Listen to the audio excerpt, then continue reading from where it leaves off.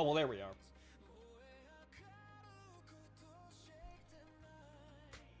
Right, okay, there we are. So yeah, guys, that's an hour into the game there, or an hour and a half, and I think I'm just gonna shut this down real goddamn quick. Oh right, I didn't even put the avatar behind the stop card. Right, good. I was gonna have to do that just to keep you all entertained. But right, so yeah, sorry, dropped out there. Small internet problem there. But yeah, so no.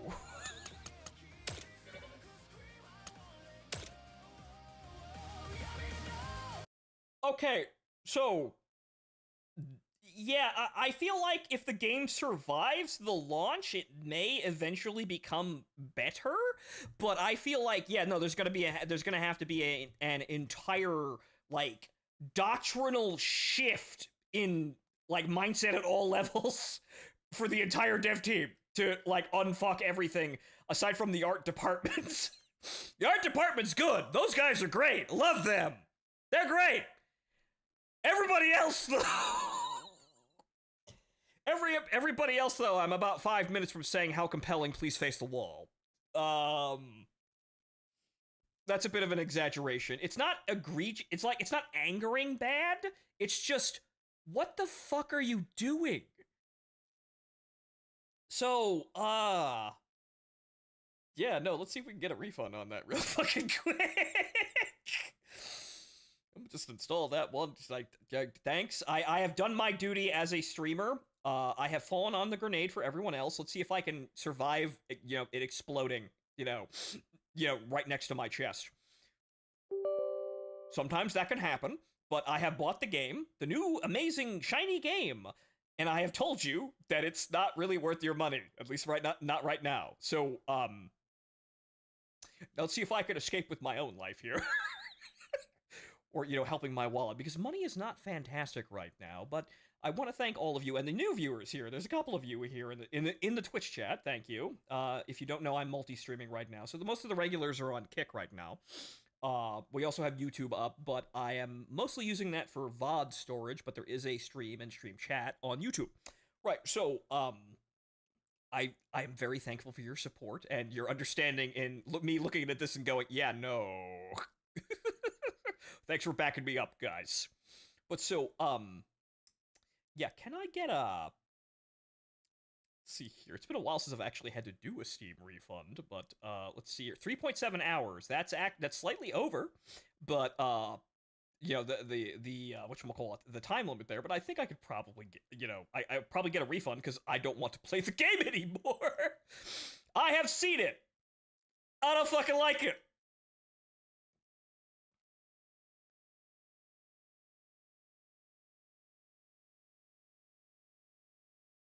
Right, I think you have to go into account preferences or details.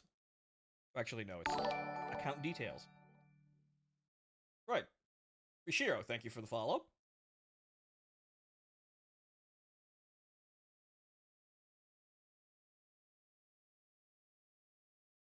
Okay, view purchase history. Right, is that it? Right, okay, right, here we go. I would like a refund.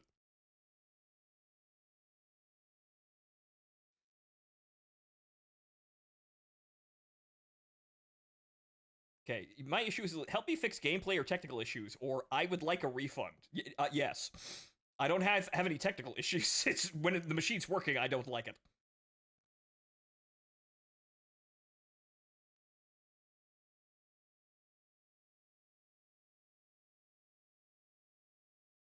I'm gonna select it's not fun. Yep, no notes. It's not fun.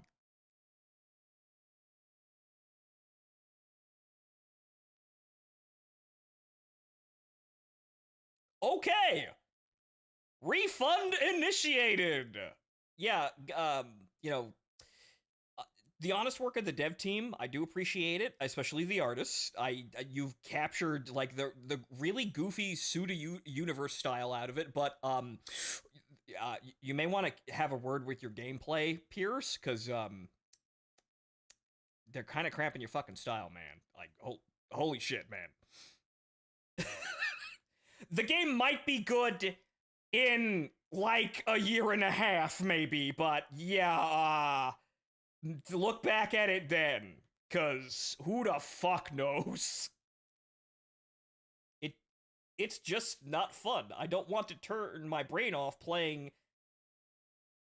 that. I want it on the whole time. Yes, exactly. And I feel like I look at it more and more, and the more I look at it, the more I see how shallow it is in terms of like you building and something of value even to yourself and through the entire game, because nothing you have is permanent unless you shill out money for it. So basically, the only people that really get to build anything of permanence are whales, which, huh? Yeah, I don't want to. I don't think I want to engage in PvP with a player like that. Honestly, even if the PvP functioned, because people are walking around looking at each other, going, "Why the fuck should we kill each other? What?" Like, I made the comment, like, in the opening cutscene where Grandma explains that, yeah, raiders just kill, they use each other. It's kill or be killed. It's nothing personal. And then, after having explained to me that, the Raider Association is, basically beaten to a pulp and almost non-existent due to competition from a rival faction, and I like, side by side, I just looked at that going, maybe that's part of the problem, Grandma. Maybe having your employees kill each other in order to progress and encouraging that is probably why you're in such a piss poor state. Just saying. Right, okay. Yeah, the best part of the game when I played the demo was the tutorial videos and the na na na na na na na voiceover. Yes, the fucking the Japanese lamb chop stuff. That's great. I love that. That's the style I expect from a Sudaverse game. Everything else sucks. Like, it sucks so much it makes me miss the old suck. That is, let it die. Because I liked a lot of like. I liked just more of it. It was a bad game, but it's a bad game that let you take it at your own pace. There's no PvP. You just get matched with bots with player gear and statistics, and like I like the more grungy kind of grindhouse, subway station feel that most of the game had. That's kind of lacking from this one. Like the Iron Perch isn't as cool. And again, like I said, it feels like there's like 5 tracks in the fucking game. Like there's 5 fucking songs in the entire game. Like it's just ambient music and then like the same 2 fucking songs I keep hearing in the Iron Perch. One of which I like, one of which I don't really care for. The thing is, Suda had 0 directive control on Inferno. I don't think he was ever part of it, period. Yeah, so I kind of expect that and I could see it. Yeah, it's definitely not made by him. And if it was, you see, here's the thing. In a way, it being different is kind of on brand for a Suda game, because Suda's fucking problem is he never makes the same fucking game twice. Like, that's his thing. He's always coming at you with a new original fucking angle, but it's also kind of frustrating when you like something about the first game and it's not fucking there in the next game. I had the same fucking problem with No More Heroes 1, which I love, and No More Heroes 2, which I kind of detest because of a lot of the changes. No More Heroes 3 has even more fucking changes to the point where it's kind of unrecognizable in some cases. But I did appreciate the Henry fight calling back to the first game. So, and then there's also Killer is Dead, which is all over the fucking place. It's kind of interesting to play, and I kind of enjoy it, but it hurts my eyes because it's kind of difficult to look at because of the art direction. Yeah, 3 I found entertaining. However, I felt like they were dumping a shit ton of mechanics on top of things. And also, Rishiro, if you have not played Travis Strikes Again, do so immediately before playing No More Heroes 3. Because, like, 60% of the fucking plot and character interactions rely on that game. I did not know this! And so when all these major characters who I have never fucking seen before to start talking like they're really important, I'm kind of going, oh, I missed something. And it was Travis Strikes Again, the top-down twin-stick fucking game. Yeah, thanks, Suda. He does that shit, though, so it's kind of hard to fault him. It's nice to have the bike back in the open world, though, but I was fixing to do No More Heroes 2 and then 3, and, yeah, whatchamacallit, I kind of got dropped off the routine for fixing, for actually setting up to play No More Heroes 2 because I trained to destroy that fucking game, and I trained to destroy the first fucking No More Heroes. But see, the problem is, I really, really love No More Heroes 1. I don't like 2 so much. And so that was kind of annoying to get there, but I was really starting to get to it. And I actually found a groove in a lot of places, but it was a lot since I had to go into deathmatch and I had to sit there and drum down every single boss to a mirror sheen routine that I could do with little to no damage. To look cool, because I have to do these fucking things.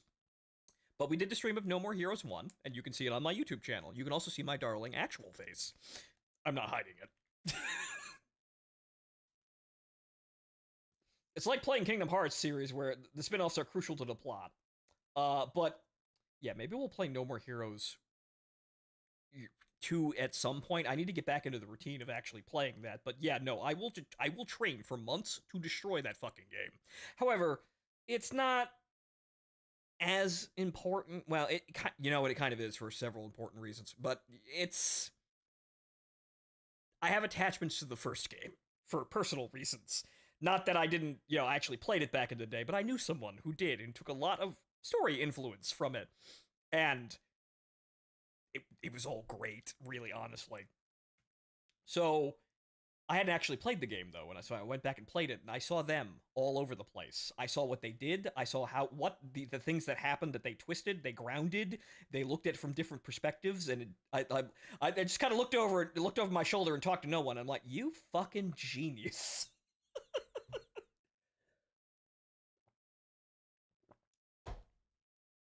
Suda's next game's release date got leaked via PS app, apparently. Okay, so what's his next game? What's Grandpa Suda actually doing?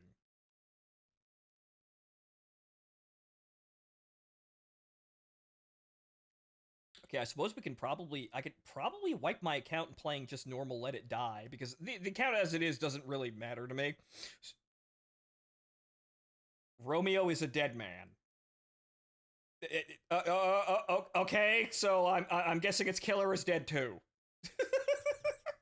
Probably in some weird ass way, which I actually liked how he added the shooting mechanics into No More Heroes style combat, and that he actually re-added dark stepping in properly for Killer is Dead. I like that game on a mechanical level, even though it's kind of jank. And again, the art design hurts my eyes.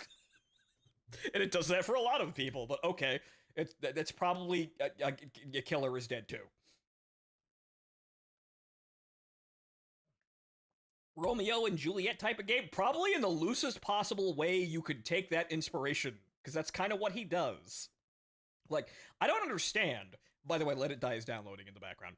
But I don't really understand a lot of the references that he puts into his games because there are so fucking many of them.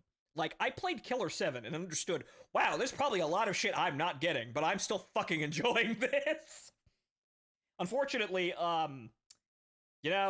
Killer 7 did get that upscaling update, which kind of fucked the cutscenes, which is rather sad, because I do like the level where we're Black Lagoon for 5 minutes. Which, again, if I was a game designer and had funding, this is the shit that I would do. I would be absolutely maniacal with this shit. And so, really, Suda is an inspiration to me. Not just because I like his games, but I love his fucking madness. Even though it infuriates me, because, like I said, he never makes the same game twice. Even when he's making a sequel, he fucks with everything, even when he shouldn't do that. Right, okay.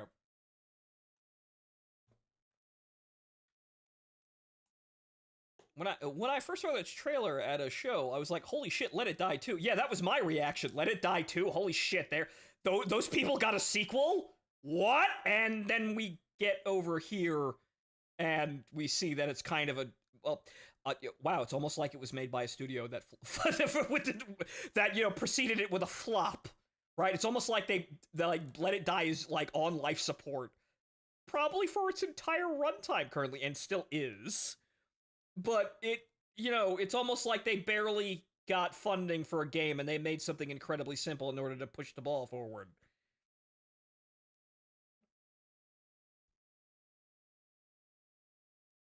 You need to finish Deadly Premonition. Yeah, I should go back and play Resident Evil 4 Twin Peaks. Again, I don't really have a lot of those games in my memory, but I love those absolutely bizarre fucking gameplay combinations. Most of them are Japanese because they're very crazy and eccentric people when you let them into a room and give them a free hand.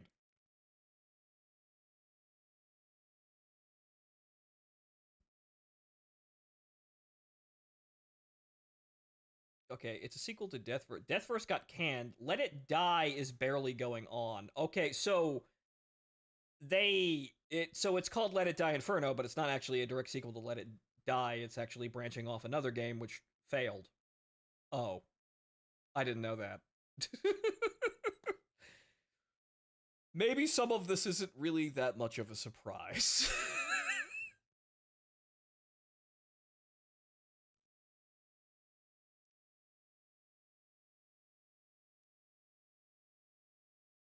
Deathverse was a Let It Die spin-off. I see. So rather than, well, actually they did. I suppose they made the most rational decision they could. Okay, this last game that we did, we learned a lot, but it fucking flopped. However, Let It Die is still somehow going, even though we expected this to die horribly almost immediately after an absolutely atrocious launch and terrible, a terrible showing at launch. So there are people who like Let It Die, and we learned a lot from Deathverse, apparently, because I have never seen that game in my life, so I don't know anything about it. So probably what they did is like, okay, so we're going to try this again, but we're going to use Let It Die because there's an install base there.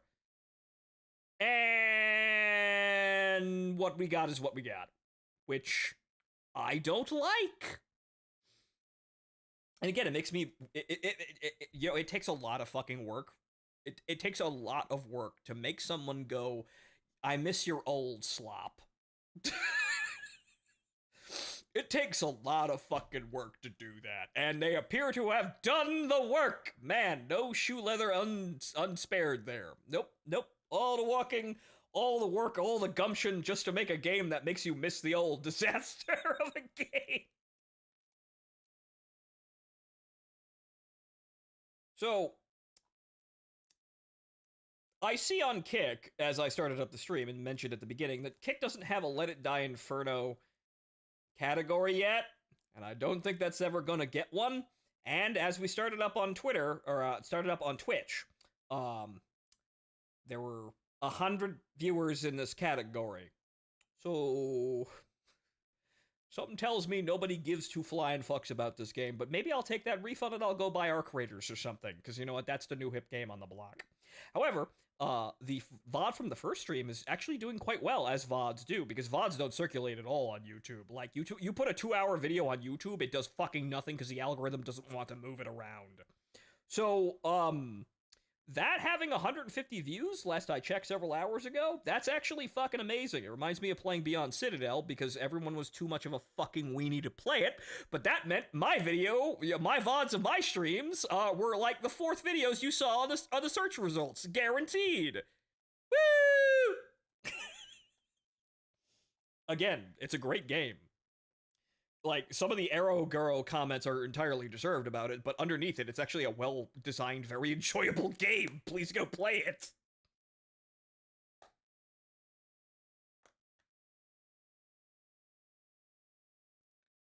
Right, so 77% here on Let It Die, and we're going to see if we can just wipe the account and start again from the beginning. So I suppose this is branching off on to the Legacy Let It Die series of streams, or just an evening. I'ma be lurking, right? Well, as long as you're here, Rishiro. But remember, you gotta say something once in a while, or Twitch doesn't consider you a real person.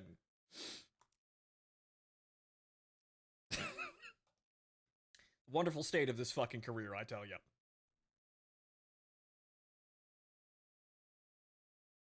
Yeah, I could tell this wasn't gonna be great. I hoped, but I knew it was a fucking coin toss whether or not it was gonna be good or not. And so far, honestly, launch conditions, this game needs a lot of fucking work. And the way they have gone about things, I see their intentions, and they suck. They need to throw them all out and come up with new ones, which is not gonna happen quick. And especially not if they don't make any money. So I'm taking mine back now.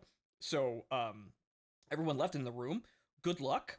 I I acknowledge your perseverance to stick with the bad game, and I hope the conversation you have with the devs as a community is very entertaining when you explain to them, no, we don't want to senselessly kill each other for no fucking reason.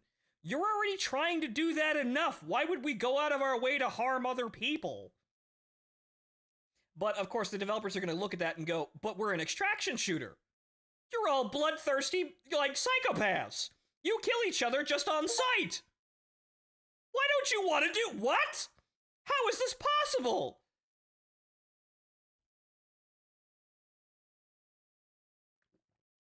The devs are going to get their heads ripped off. Yo, yes they are, I think. Blame Night Rain. I blame a lot of shit, honestly. But that's the thing, though. You had those wonderful moments, like, I remember the thing that strikes out to me the most at this moment is the hacker video for Tarkov, where a guy went around with cheats on just to see how many people were cheating in Tarkov, and there were fucking hundreds of them, obviously. And what he saw that was the most disturbing to him and the most, memorable thing is that the hackers were playing like Care Bears towards each other for the most part.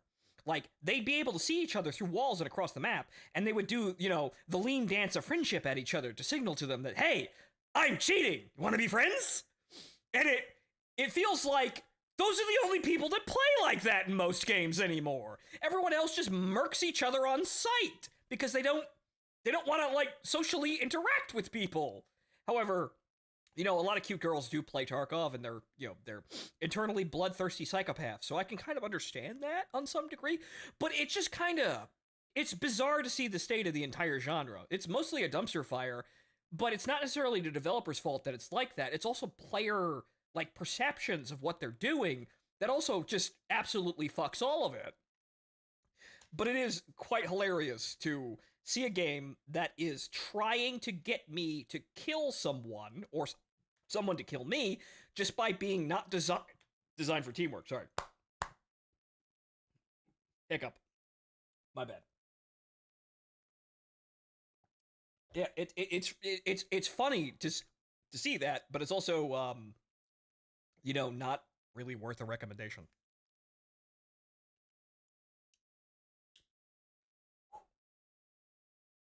Okay.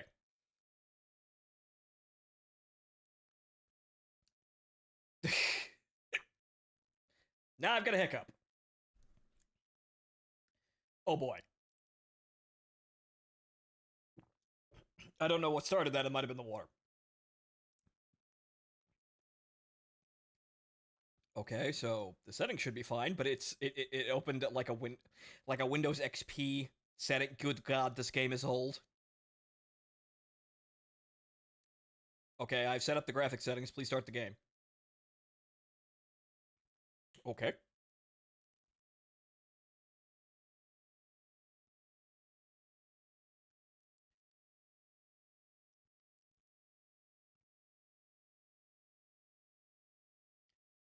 Gee, it's almost like almost outside of gear. Everyone hates the fucking jackals. Yep.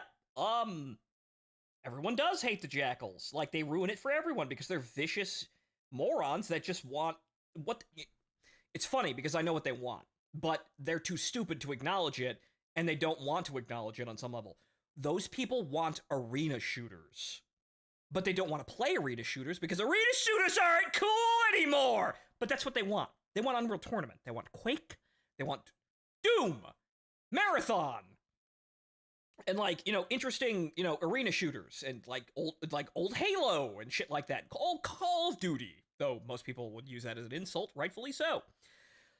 That's what those people want. They want mindless killbox gameplay. They want they want Call of Duty 4 on shipping, where everyone's throwing C4 at each other in a box that just it becomes blood, guts, and explosions and shrapnel after a while. And it's what they really want, but they don't want to play those. They don't want to support those games. It's like the people who like movement shooters, who demand games have movement tech, but they don't play things like the Tribe game, when it was actually available, but I think that has private servers now, I think. I can't remember exactly what the newest Tribes game was, but they don't play shit like that, and they didn't support Titanfall 2 either! All the worst people don't fucking play the games they actually like! It'd be nice if they stayed there.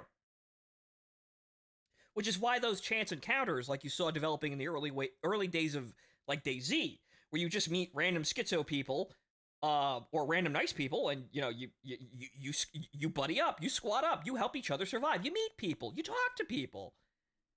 That doesn't happen anymore, because everybody just turned it into an esport. And again, developers also encourage the esport, but a lot of players play into that themselves, and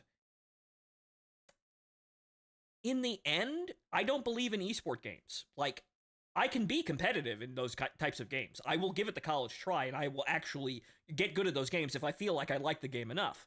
But here's the problem with competitive arenas today. Almost everyone is fucking cheating. And that's not cope. That's fucking true. Anti-cheat for these games basically doesn't function. It never functions. Developers try things, they almost never work. They don't put the legwork in to actually find ways to fix these problems. And the more competitive, the more nails hard the games become, the more that people just cheat. Like, these games having an incredibly high bar, like high risk, all or nothing fucking gambling, effectively at the end of the day, mechanics. Even if they're not really gambling, but you're gambling with your mood and you're gambling with all of your gear when you go on a raid in Tarkov, right? So all of these games having, these things, they get harder and harder and harder. What they've done is the floor hasn't moved up. The people who are bad at these games do not get good at these games. They just stop playing them.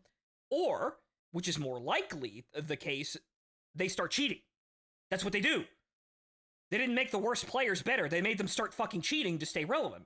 So, that's why it's all garbage!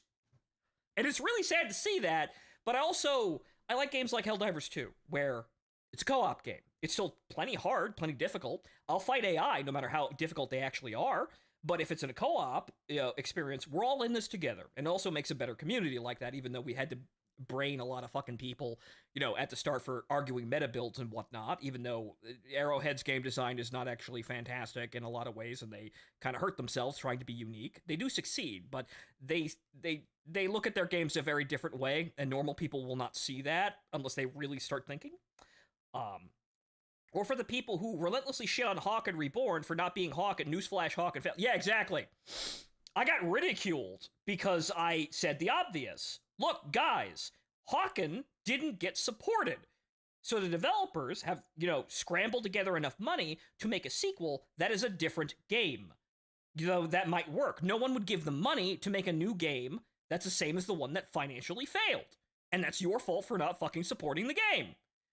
No one wants to hear that, though, but unfortunately, the truth is unpopular. It hurts, and it's often unpopular. But anyway, okay, the game's up here. Let me see if I can actually get this to wipe the save and start again. Ah, yes.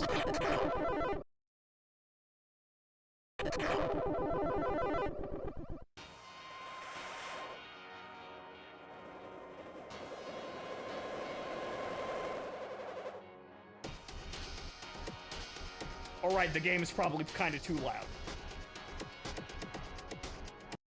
My bad. Because Let It Die Inferno is actually really quiet. Sorry about that. But yes, also, this shit was missing too, but they kind of had a different aesthetic. But I think, like, the only thing that survived is, like, the fucking Japanese lamb chop cartoons. Those were funny. So, let me turn the game down here. Sorry about that, folks. But anyway.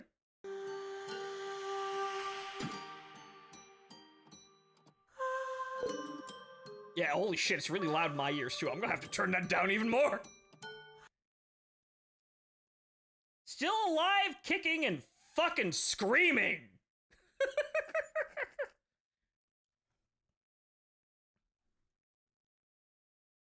Okay, we're gonna turn that down to like 23, because I actually had to turn on my mixer for that shit. It's loud to me, too. My bad. Okay, so it die. What? Is it still too loud? I think it is. I'm looking at the mixer there, and it seems a little too loud too. Very sensual Japanese woman whispering very loudly in your ear. ASMR stream.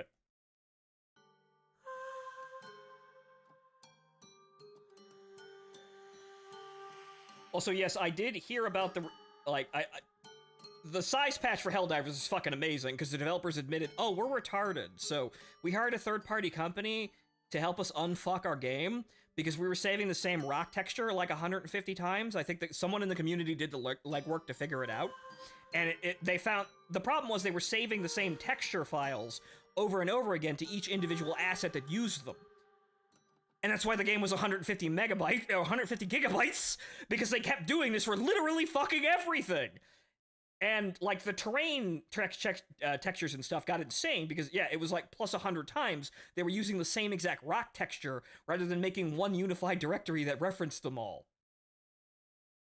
So they had to get a third-party company to unfuck all of that for them, which, good that they did that, but holy shit, optimization. Whoa! OBS needle sounds. Don't get annoyed. How about the next track? Having an event, the 9-year anniversary. Uh-huh. But, okay, so hang on here. As you can see, I have played the game. And thus, I've probably lost all of the splithium that I've had, because I haven't been defending my base. But okay, so can we... Is there any way to wipe this? Because I actually need to know. Huh.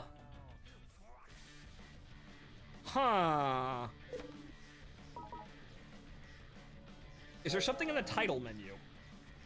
Outside the waiting room, this will be treated as death. I'm in the waiting room. People claimed it was for hard drives, but because people moved to SSDs, it was not needed. I think that's complete bullshit, because I haven't really noticed a tremendous change. Actually, I feel like the game loads better now.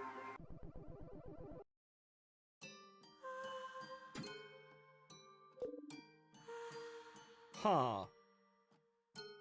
Shit, so maybe it's actually locked to player account. Shit. There might be no way to wipe the data unless I make a new Steam profile, which I could because it's free. So, huh. Let it die. Can you wipe the game from your PC? No, it's the account information. I want to wipe the account, but I don't think there's any way of doing that. And I just reinstalled the game, so there's still data obviously here, since it's linked to the Steam account. So I don't know if there's a way to do that. I'd probably have to make a new Steam profile then. Or a new Steam account, but the game is free to play, so that's not necessarily a bad thing. And I didn't spend any money here, I don't think. Can't remember. I haven't played the game in like 2 years, so let me look around here, see if there's a way of fixing this. I'm kind of tempted to pick this back up. I liked the game even though it was shit, honestly, in a lot of ways, but it has such character. Also, I'm pretty sure I installed this on my C drive. Man, this load's fucking slow. Speaking of load times. However, they are going to release an offline client soon, which probably means they're going to shutter the live servers, which is a shame but understandable. The game shouldn't be alive now, but it's 9 years old now. It's gonna be 10 by the time they probably shut everything down. 02.560 JODEAD OBS needle sounds. See, even the radio, like, just, you know, pointing it out there, even though they're being our disc jockey. That's not an Inferno. So, huh. Yeah, sadly, you will need a new account. Yes, unfortunately. Honestly, fine. Offline means no more surprises. Well, there'll be artificial surprises for the most part.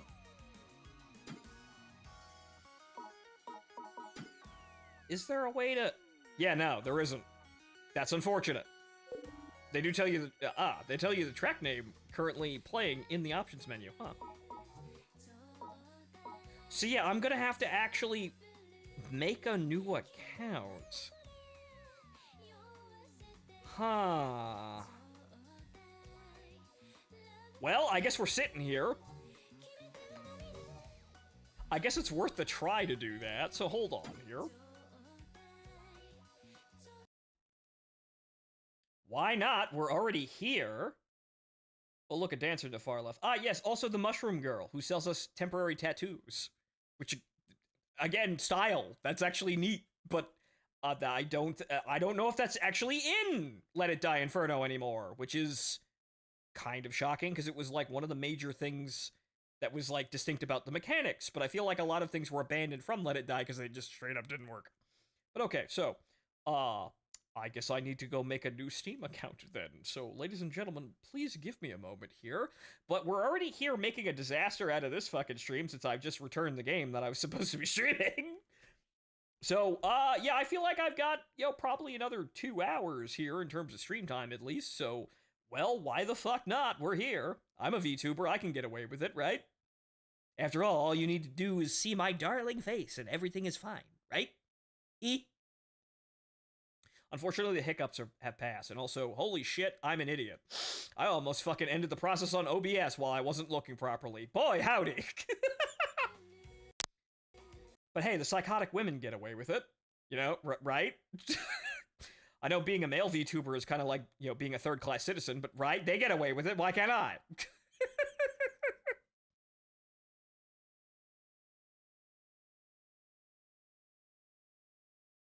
Okay, so I would need to...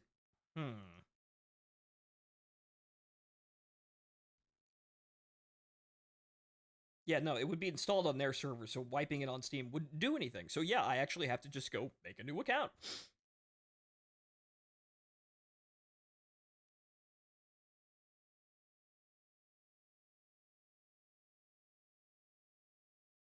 Which I have not done since...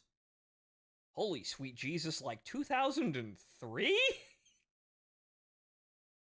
Oh, wait a minute. Okay, actually, no, I do have a spare account here, but I don't remember the password here. Hang on, let me do some legwork here.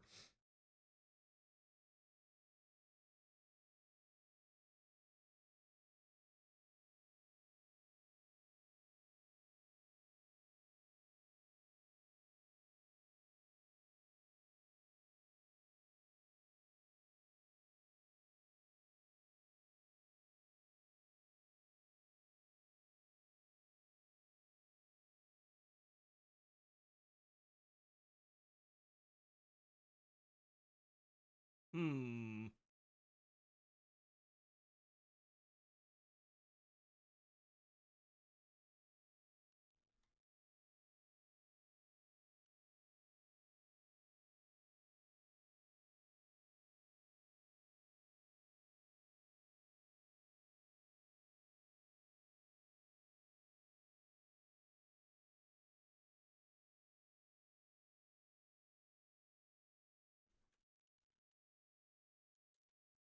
I don't have it saved.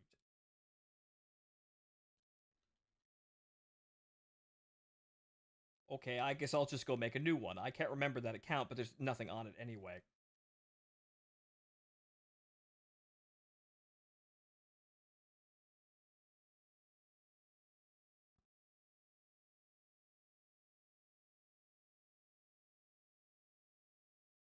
It means I'm not getting raided by a Travis Touchdown cosplayer.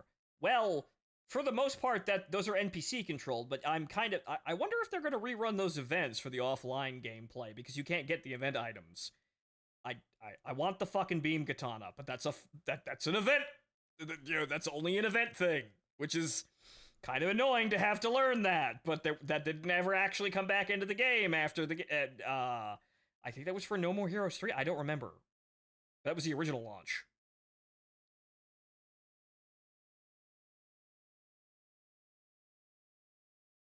Huh.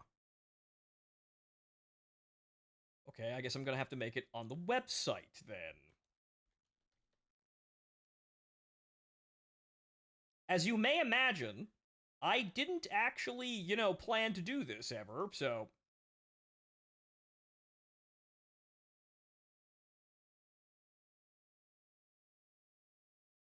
Create an account.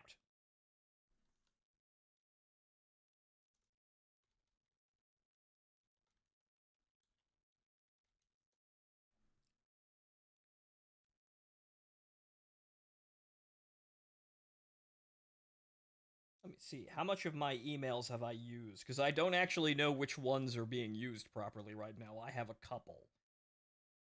I'm very old, so obviously I've gravitated email accounts once or twice.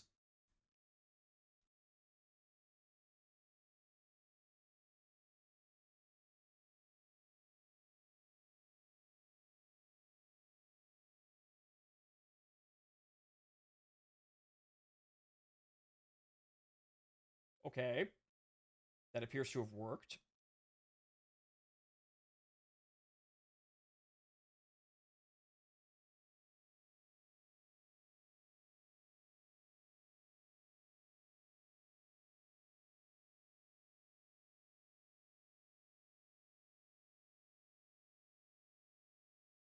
Okay, I think this is actually the account that I had tied that I had.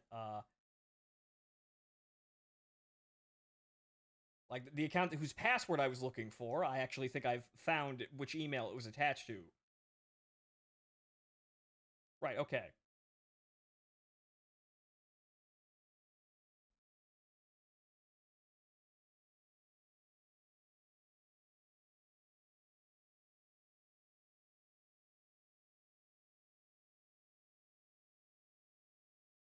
Okay, good.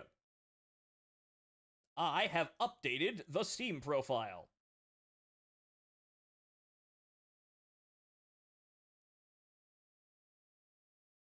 Again, this is rather shoddy here.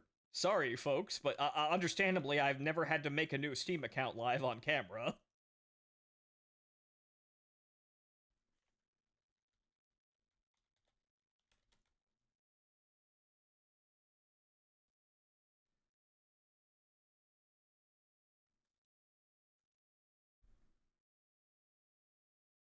Huh.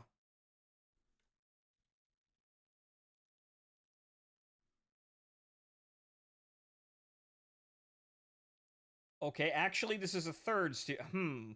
Interesting.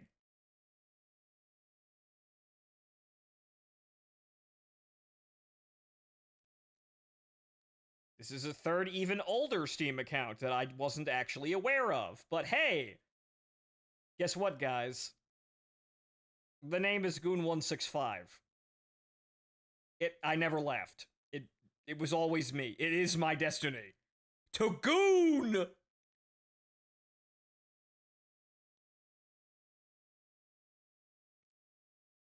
Okay, so what do I even have on this account? What the fuck? Oh, I guess I'm sharing this with my other account. Oh, these are the installed games. Right, I don't actually have any of these purchased. It's just using my hard drive.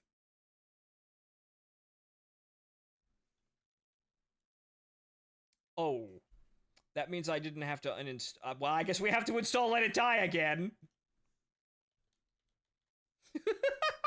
I didn't actually have to uninstall it then if it was saving all the data since it's shared with my other account. Shit. Oops. I guess we have to sit here and actually.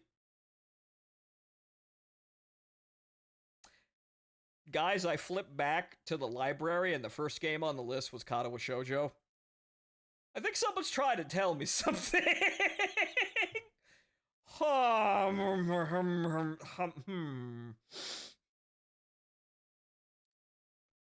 Maybe I should actually get back to finishing that as it was, it was asked for.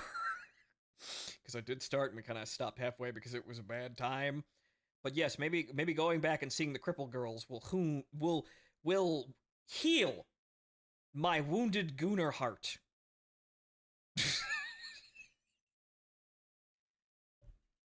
It's all prophecy. One big fat fucking circle right the hell back to where we started.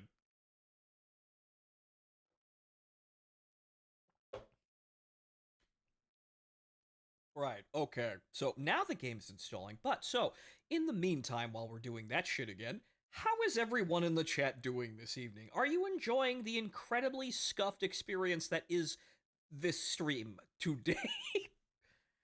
I feel like a lot of VTubers get away with this shit anyway, so, it's par for the course here. But, I do try and keep a good account of myself here. I am an entertainer. I've been doing this for 9 years.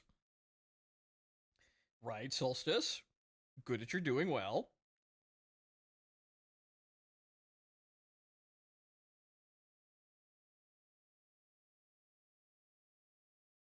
I'm having fun making Space Don Quixote. Yeah, I actually, Dancing Fool, I saw your post explaining that earlier, and I didn't get a chance to read it because I was trying not to die in fucking Tarkov lightning round.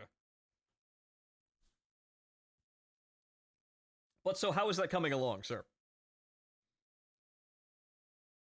Also, Destroyer, as per your last comment about a Travis Touchdown cosplayer, if I had a choice, that'd probably be me. So watch out, you might get killed by me. With my sweet jacket and my beam katana. Ooh.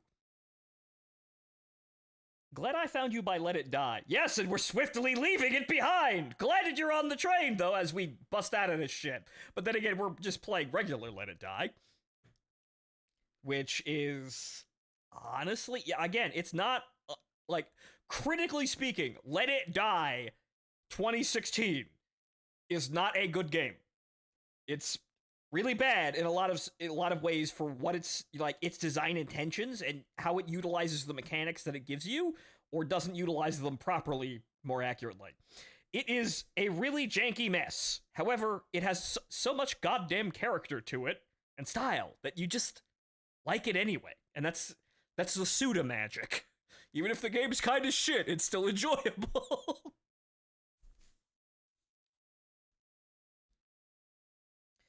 Basically, Merc Leader inherits a company of mechs. Hey, wait a minute. I played Mech Warrior 2. Hey, wait a minute.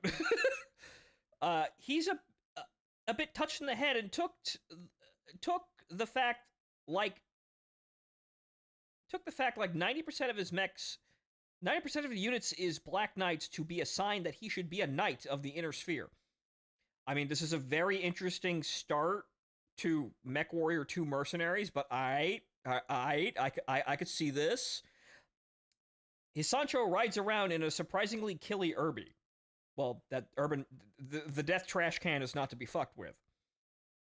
But how the fuck did he get that many Black Knights? Black Knights aren't that common. Like, sure, that you could see them around, but Black Knights aren't really... it's not an assault mech, obviously, but those aren't really that common. How the fuck did he wind up with that many of them? That's why he took it as a sign. I mean, clearly, I would actually say the same fucking thing. How the hell did you get that many of those things? It's not rare, but it's also not like shit you see every day. The Black Knight's kind of like that's a really uncommon oddity to see on the battlefield. Okay, I'm playing God of War Ragnarok while watching you, while imagining stuff and thinking about EVE Online.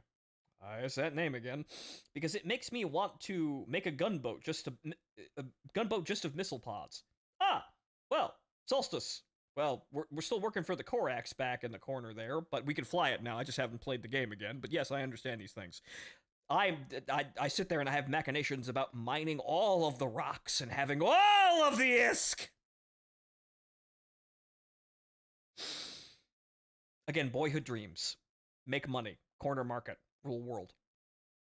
Have, attractive woman for my arm. They're not insane things. Some of them are, though, but, I'd be accommodating to the woman as long as she had character.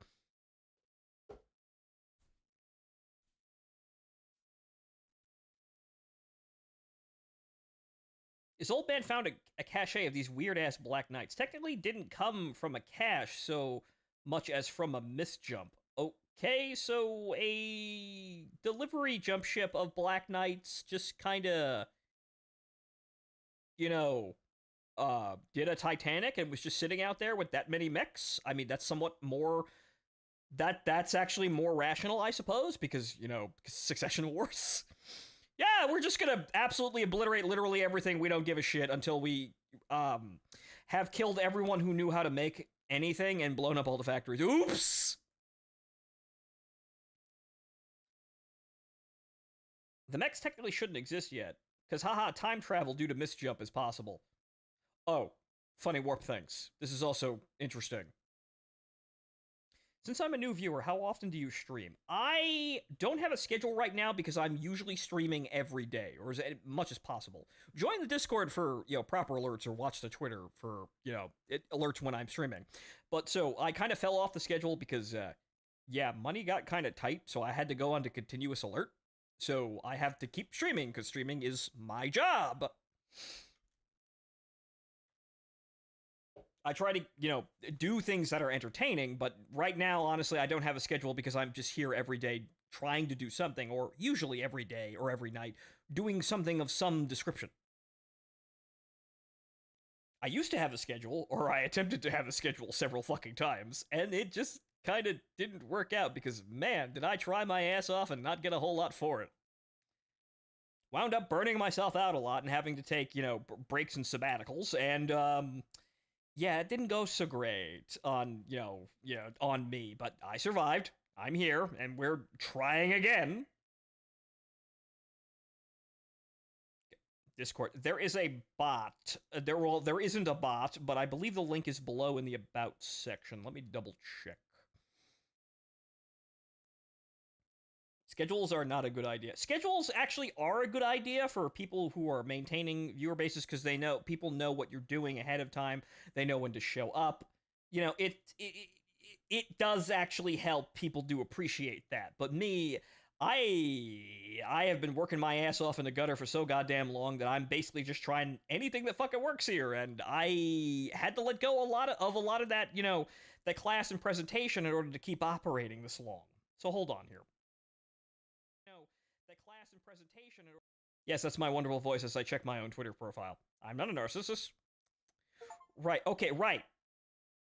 It is in the About section, or rather, just below the stream. Right, yeah, so it's underneath Welcome to the Show. There is a link. It should still be valid. If it's not, I can get you one. Okay, good. So the game is ready now. So now we're actually going to play Let It Die after having a just talking section for like half an hour. But you the cute girls do that. I can do that. They get away with that all the fucking time. Noises. Okay, good. We have a new account. Fantastic.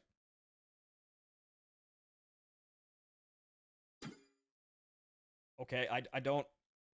Come on now. Okay, game isn't showing anything now. Hold on. Oh, psst. It's a slightly different window now. There we go. Okay, so... Man, I even missed the old sounds. Like, I played this game for, like, 2 months, and, it was kind of my... my back room. I'm playing a game just to entertain myself while I'm, making video games my job, and it makes them all on fun. But, again, now I'm noticing just more shit that we just don't have in Inferno. Shit, man.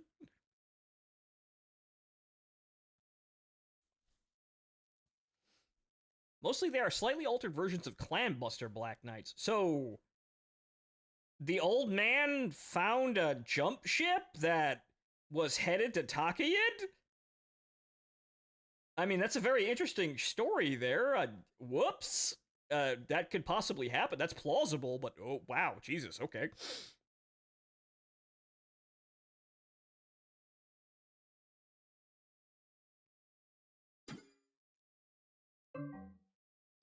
Ah, right. Oh, I have to type it in. Let's see if we have the same problem here. Oh my god, that even feels old. Like, that's like... Yeah, sure, like it doesn't look terribly old, but like that's...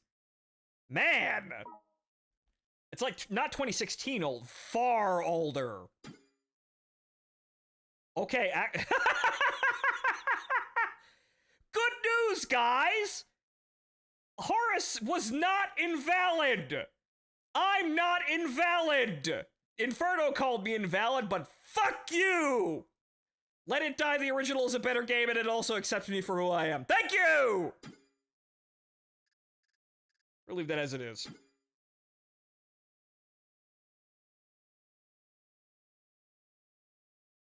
Perhaps this truly is my place. Perhaps I was here ahead of schedule. Didn't quite realize it at the time.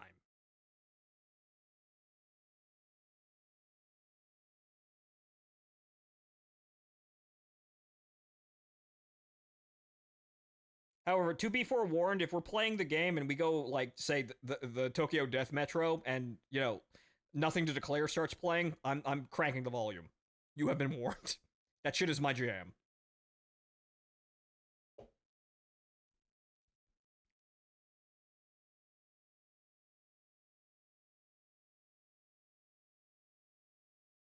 First time install loading time. Jesus Christ, this is even longer than before, but it has to load the cutscene. All right, there we go. Hopefully, yes.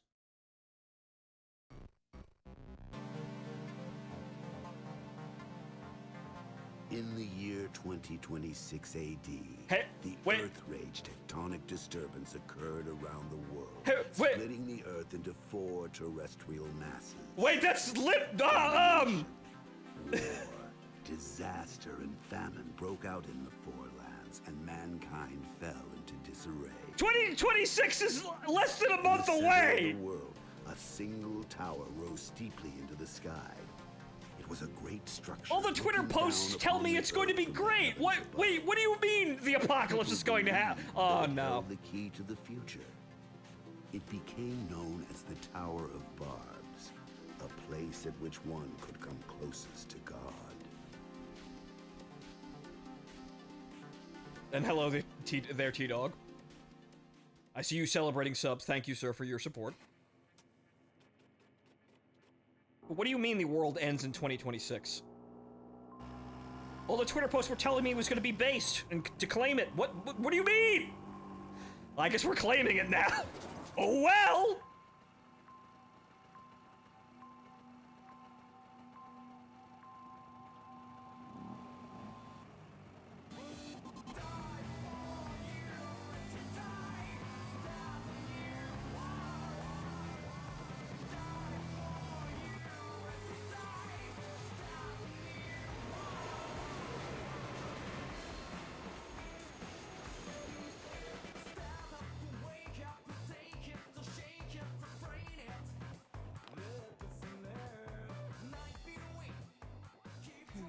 Another new arrival.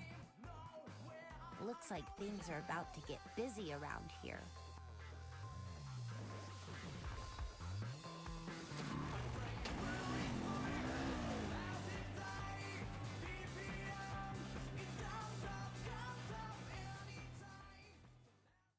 She says for the second time in history. Sound might be a bit quieter on stream. Right, okay.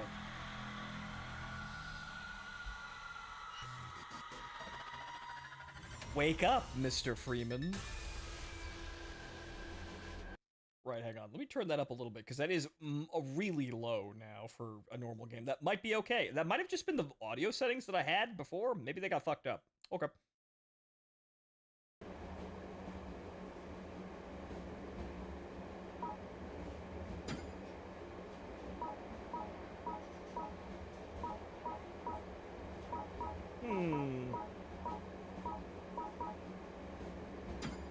That one's fine. But now I live again as a deathless cyborg zombie thing, which, hey, I write this.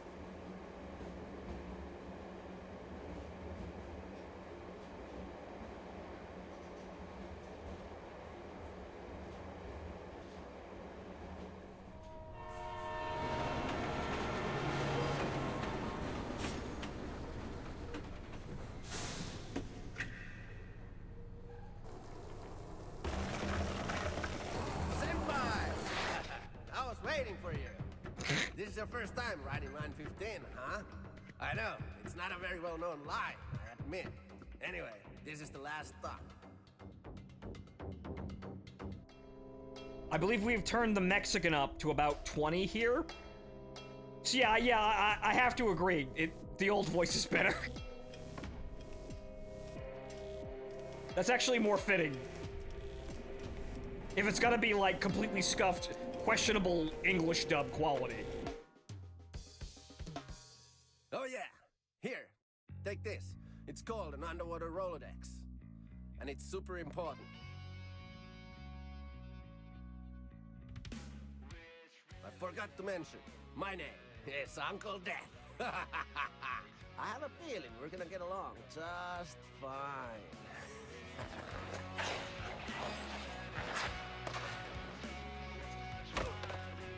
Ooh!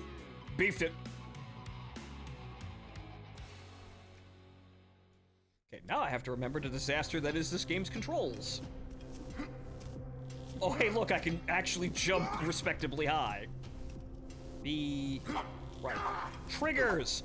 Alright, the attacks are actually on the triggers, like a sane person would do.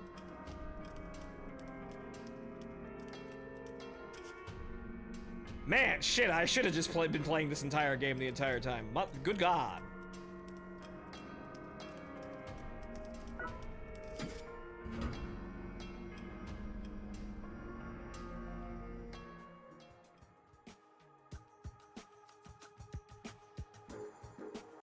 Turn the game up just a little bit here. We're missing the escalator music though, which is like one of the best parts of the game. Though the first one to level 1 from the base camp, I think, is the best.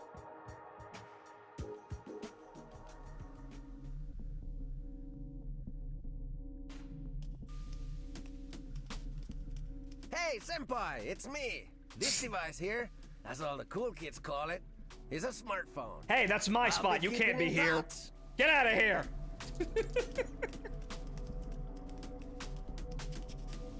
Yeah, kind of already. There's just more character and life in this. Yeah, shit, wow. Doing a side-by-side is really eye-opening, because I already knew that this game had a lot more character and, like, emphasis and, like, feeling behind some of it, even if it was a shit game.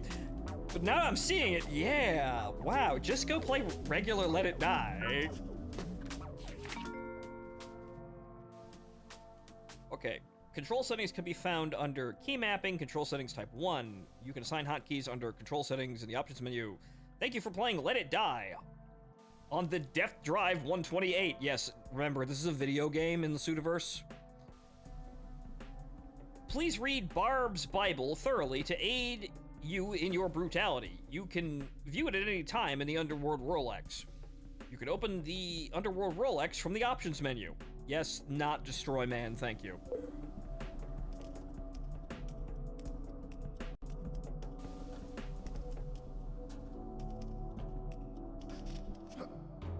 Wow, I can hop on things! Freedom! Yeah, let's go. Your first enemy is up ahead.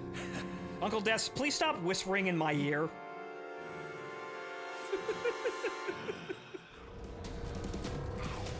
Go ahead, senpai. There are 3 levels of punches. Ow. Blocking doesn't work. Or at least not with just Your heart fists. rate gets too high, you'll start to get exhausted. So take it easy, buddy. Oh yeah, stamina is just present in the game via heart rate, not on the screen. Whoa, not bad. That last hit was killer. Pick up any equipment dropped by our enemies. Equip dropped items to gain power. You know, the usual process.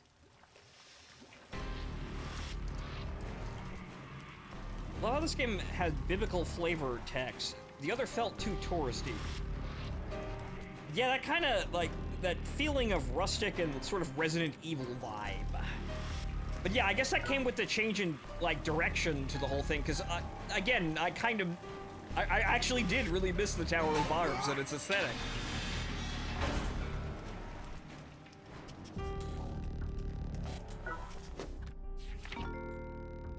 About equipment. Many pieces of equipment are featured in the game. Let's take a look at a few basic rules. Equipment includes weapons which may be equipped on the right, left, or both hands, 3 types of armor, head, upper body, and lower body. Every piece of equipment has durability, which decreases each time it's used. Oh, right, the durability system. When the durability reaches 0, the equipment will break, so be careful. 1- and 2-handed weapons. There are single-handed weapons, which you can equip in each hand, and double-handed weapons, which you can only equip one of. It's your choice which weapon you want to become proficient with. Death bags. You can store and carry the various items you find in the tower in your death bag. Weapon quick charge. Quick change. Both left and right have 3 weapon slots. Use the directional buttons to quickly switch between the weapons equipped on these slots. Right. Yeah, you should be able to jump and shimmy up there somehow.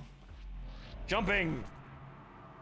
Also, see guys, there's actually a lot to understand about the Tower of Barbs and how the layout changes periodically due to warping hell magic bullshit. Don't expect me to remember that shit, because I remember looking it up and learning a bit of it, but that's like 2 years ago, so don't expect me to remember half that shit. That's only a problem later in the game, though. Rage moves. In this game, you can unleash rage moves, techniques which are stronger than regular attacks. If you use these effectively, you will have an advantage in battle. Each time you deal damage to an enemy, your rage will build. This will increase in level until it reaches maximum. Controller, when the rage gauge is full, hold Y as you attack to unleash a powerful rage move with your attack weapon. Keyboard, yeah, well, we're using a controller here because this game is designed for controllers, and I'm not, even though it has keyboard controls, I'm not gonna give that. I'm not taking those seriously. The number of gauges used up by the rage move depends on the weapon you're holding.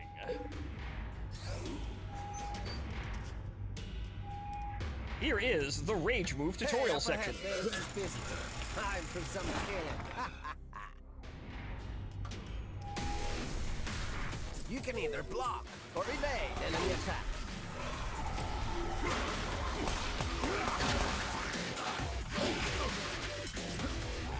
Now's the time to let out all that pent-up rage you've got inside you. Again, Uncle Death, please stop whispering this shit in my ear.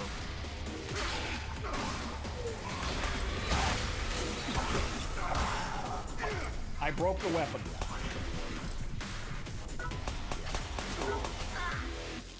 That's not a smart idea to do that, but... Ow.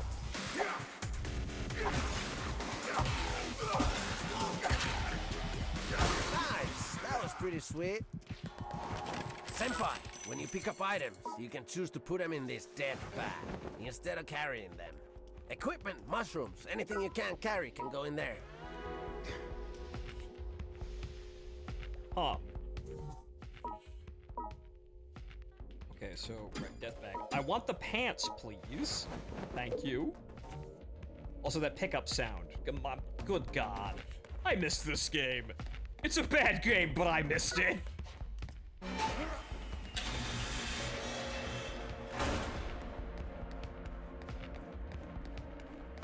The new one feels too K-pop. Yeah, it feels K-pop and like acid punk, but people have a new name for acid punk. You know what it is? It's called Fortnite.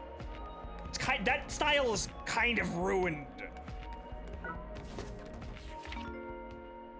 Eating mushrooms. You will encounter various types of mushrooms in this game.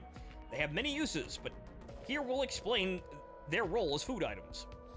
Eating growing mushrooms. When you draw close to a mushroom, you can consume it quickly by selecting the eat icon when it's displayed. Eating mushrooms in your bag. When you put mushrooms in your death bag, they will be displayed in the flick box at the top right of the screen. Press and hold back and X to cycle left, or B to cycle right, then press A to select. Right. That's the keyboard controls. Right. Mushrooms good or bad? Eat mushrooms. That's a given.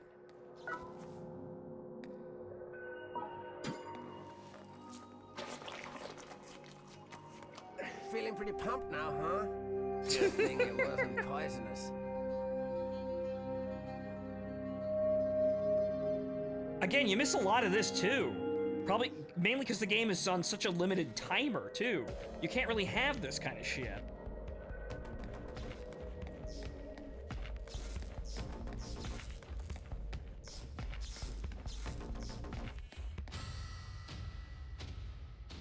Hi, wanna give me some of those mushrooms? Ah, yes! The crack addict.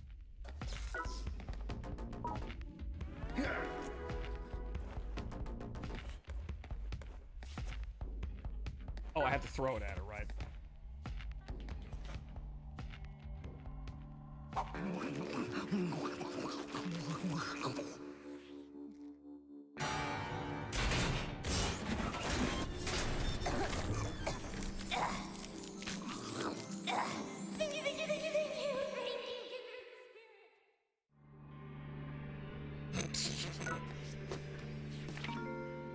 throwing mushrooms. I just did it. Some of the mushrooms are traps.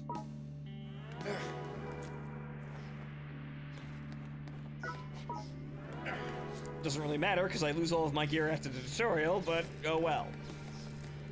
Is there a weapon in here? No.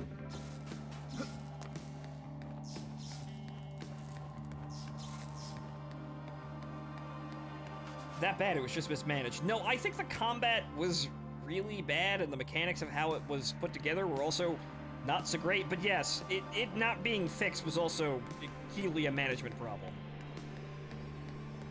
Mushrooms I'd love to see come back. Honestly, I'm wondering where the temporary tattoo class building shit went. Because I actually liked that!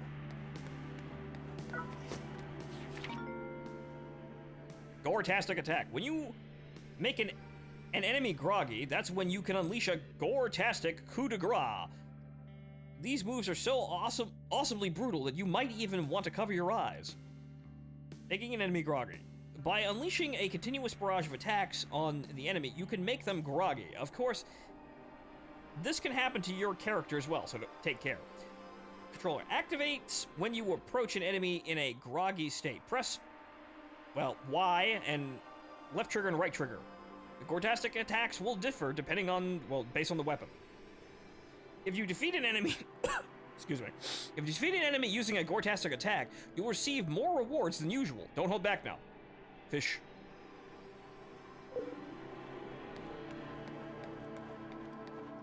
Senpai! Can't wait to see your next battle. You're gonna get killed. Let's get crazy with it! Be courteous, but fuck shit up! Yeah, I'm just gonna let you kill each other. Oh, you see, now I'm pressing the fuck... Now I'm pressing the bumpers like I'm playing Inferno.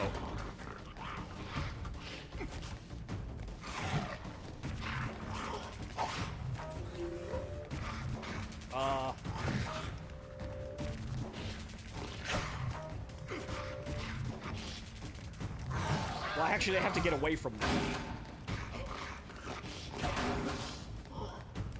Come on, hit each other like morons real quick.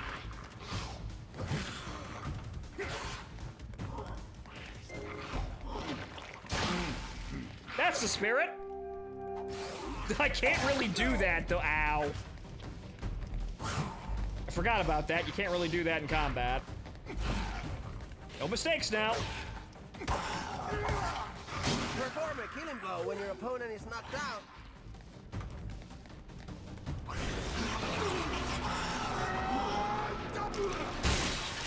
Gortico. Haha, wrestling moves.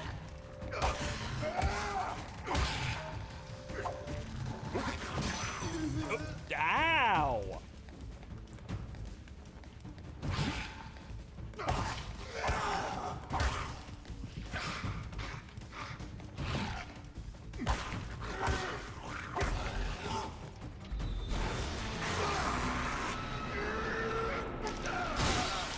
Awesome.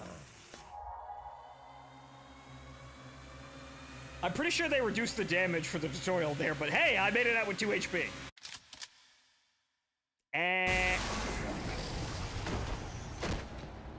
Never mind! No, I didn't. Inferno's like 15 minutes and good luck. Yeah, I'm sure the story actually, like, goes forward from where we played. And well, that guy's dead too.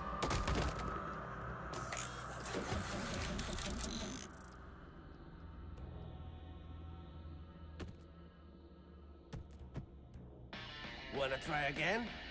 Oh wait, let me put the title logo up real quick. You know how these things go. Woohoo!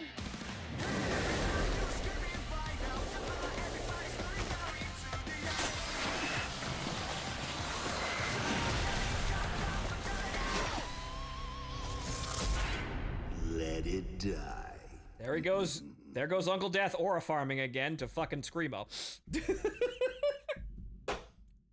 Again, there's just so much fucking character here. It's hard not to like the game even if it is shit.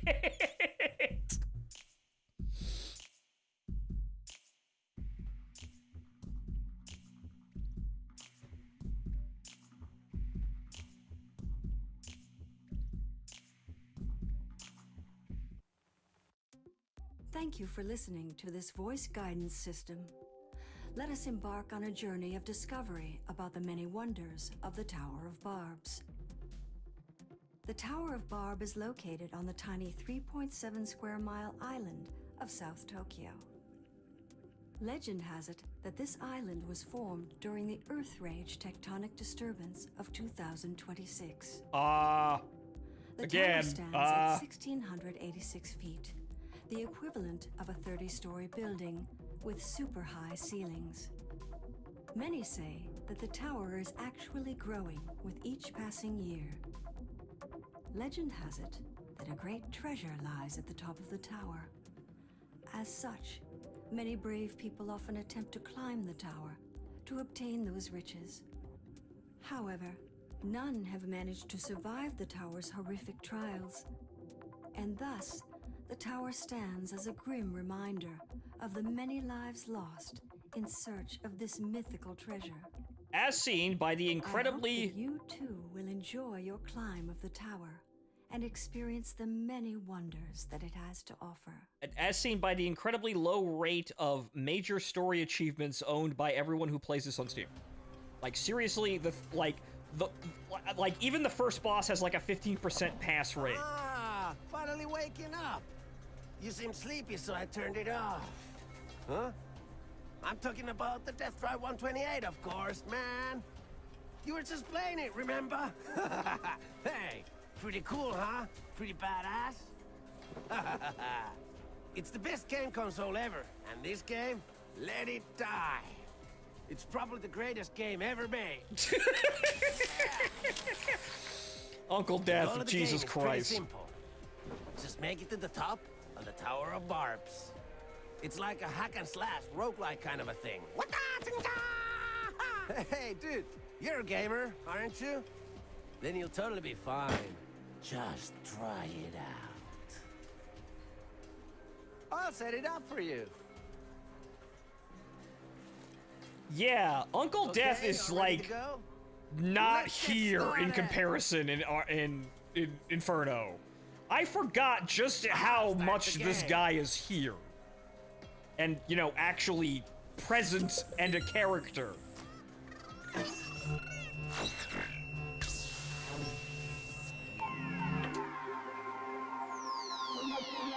But yes, we're playing a video game the entire time, right guys? None of this is real.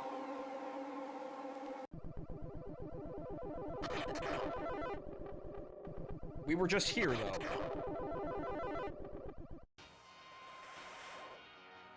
We're playing Deathman 64. Deathman.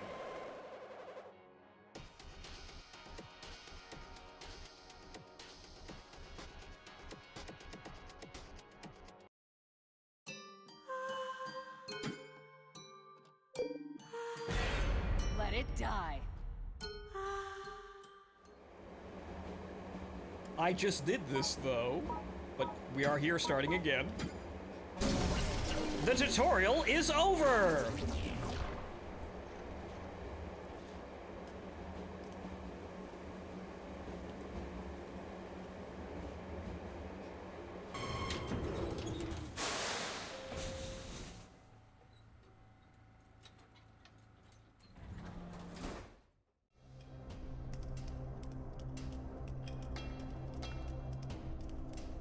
But we have returned now. The doors that were open before are not, but new ones have emerged. That one. Just not that one, it was that one. Waiting room. The hub of your adventure. This is the waiting room of the station Bottom of Barbs, the last stop on line 15. Situated under the Tower of Barbs, this room contains many interesting features. Just what are you waiting for, you ask? Perhaps the question should be, what is waiting for you? Quit game. If you want to quit the game, you could just quit the game, bro.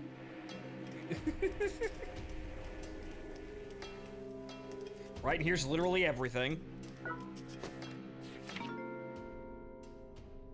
Chocofuncha. Commodore Suzuki is the manager of the store. Manager of the store. You can give him the blueprints and materials that you find in the tower and ask him to develop equipment. I did like the Admiral, though, as a replacement, but he was kind of minor, and we didn't actually have crafting at all. We didn't get that far, but honestly, I don't feel like it was really worth it to keep going anyway. After the equipment has been developed, it can be mass-produced and sold in the store. Finding things to be sold in the store, however, is the player's responsibility. If you obtain blueprints. If you have blueprints obtained from the tower in your death bag when you enter Choco Funsha, Commodore Suzuki will analyze them for you. Purchasing, buying, R&D, you can gather materials, yes, strengthening, I just kind of want to play the game and, uncapping equipment.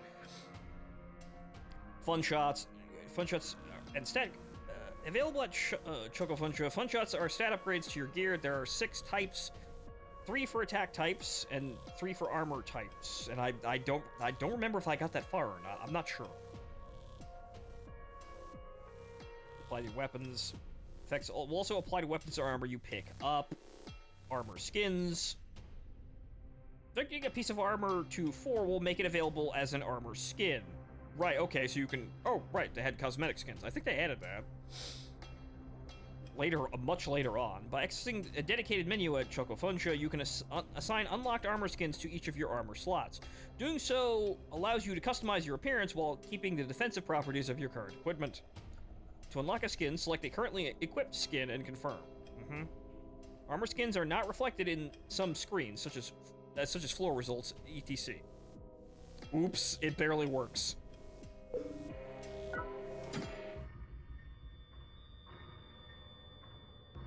Welcome. Our express service is all you need to climb the tower. Bring me the materials and blueprints, and I'll make anything. Thank you, Charlie Chan. However, I'll be needing some of your things in return. I use that energy to make the goods. Get it?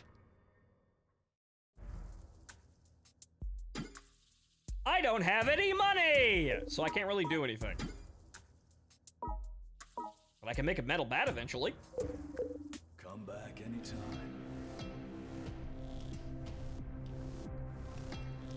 Okay, do I have anything? That's the death box. Storage chest. Storage chest is capable of holding any of the materials the player carries in their death bag, including equipment, mushrooms, and beasts. I forget what beasts are. Nothing! Rewards box. All quest rewards are placed in this box. In addition to login bonuses and presets from Captain Yotsuyama, make sure to collect your prizes from here after you earn them. Oh look, all this free bullshit! I'm gonna ignore it for a second.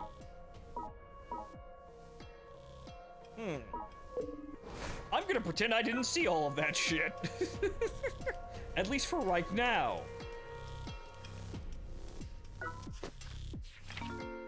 Cooking mushrooms. You will encounter mushrooms in this game, so let's take a look at how to prepare them. Controller, you can cook mushrooms by grilling them. You have to hold them outwards. Okay. Select a mushroom in your possession and you wish to grill by pressing back and pressing Y to switch to throw mode. In this mode, you can grill the mushroom by approaching the fire and pressing A. Some mushrooms cannot be grilled. You can also just throw them into fire and grill them.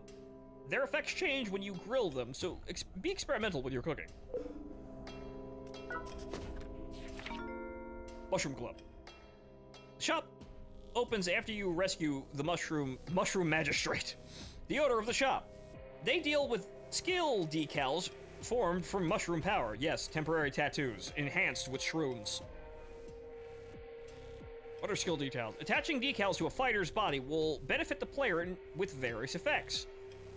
There are many designs and functions. Once a skill decal is attached, if the fighter dies or if the skill decal is removed, it will disappear.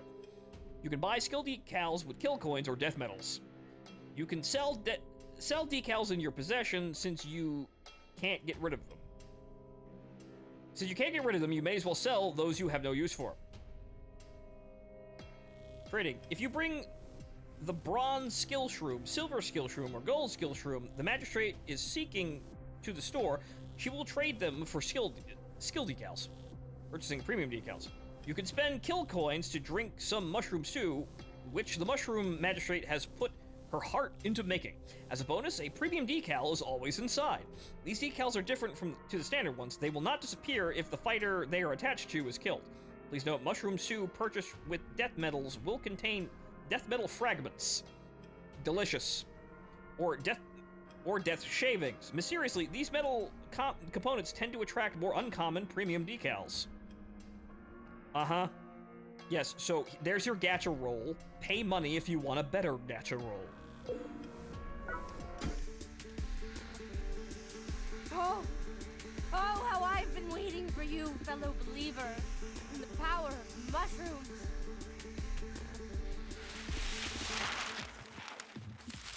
Right, okay. I don't have any money!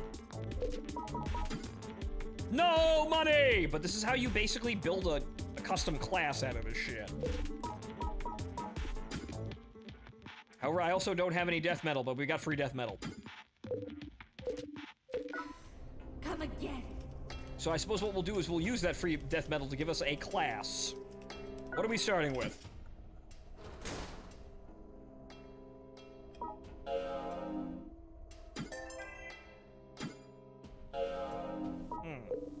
Is there any more death metal in here? Ah. A whole 14 death metal.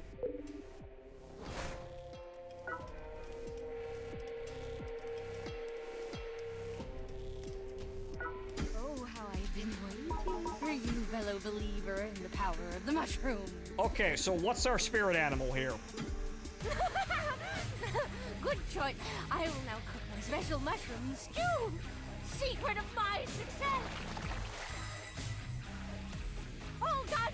My gracious masterpiece. The secret of my success. Believe in the power of the mushroom.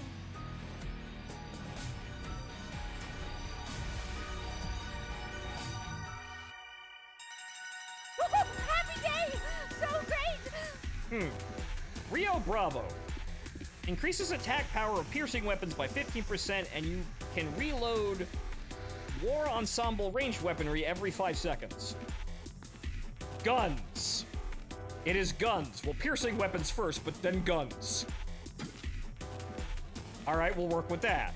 Without mushrooms, there is no glory. There is nothing. There is no love. Nothing makes sense.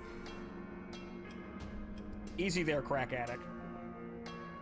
Okay, so can I apply it here? Are you sure? Oh wait, there's more to that. Okay. Every 5 seconds with special explosive rounds dealing 100% more damage. Okay, interesting. That's only applying to guns, but so we want piercing weapons. DH service. Ah, yes, the elevator service. Well, that's the delivery service for everything, but... We've teamed up with the insurance company Direct Hell. Guys, this isn't gonna get any better, just if you were wondering. It isn't gonna get any better or less subtle. To offer special service to support players called DH service. And you can access and sign up for it in the options menu. Remember, you'll need some special currency known as death metal to sign up, though. Visit the DH store to purchase an express pass. You can also convert death metal, buy special discount packs, and more. Death metal exchange. You can exchange death metal for kill coins. The exchange rate is 1 metal for 5,000 kill coins. DH Express. Do you ever find yourself shouting, "I want to climb the tower faster," or "I want to play more efficiently"? Well, all that can be yours with the purchase of an Express Pass. Trump Gold Card. After you purchase and use an Express Pass, the service below will become available to you for 30 days. Once a day, you will receive a limited decal as a login bonus. These skill decals have a variety of effects, including increasing your HP recovery or your XP or kill coin gains in the tower. You'll be able to use the Royal Elevator, unlike the normal elevator, which will require skill coins to operate. This extraordinary luxury elevator will transport you to your chosen floor of the tower free of charge. There's also a nice lady. The number of slots in your death bag will increase. These extra spaces are called royal slots and will be marked with a crown icon. If you stop using the Express Pass service, the items being held in the royal slots will be sent to your rewards box. Save on hater retrieval costs. Place a request from the fighter freezer and you can retrieve your own hater. Yes, we're called haters. Normally it's expensive, but this way it's more affordable. 0 damage with attack assurance. We promise to reimburse all kill coins and splithium loss, even if your waiting room is attacked by another player during the online battle mode Tokyo Death Metro, which almost no one is playing right now, so you're fighting bots, but eventually, you know, if you leave the game alone, someone will probably come over and raid your shit. Expanding storage, time reduction for R&D, continue insurance. A manager will explain this to you at the appropriate time. Yes, you can continue your insurance monthly. Also, we have a box.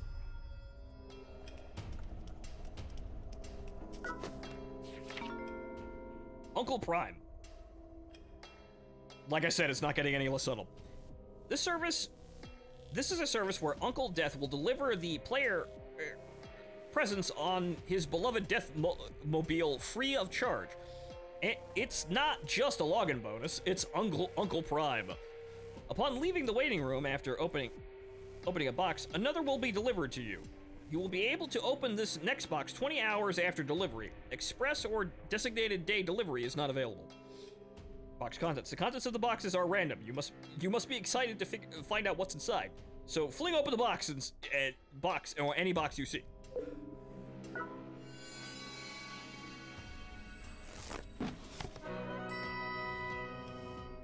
A hammer. Ooh.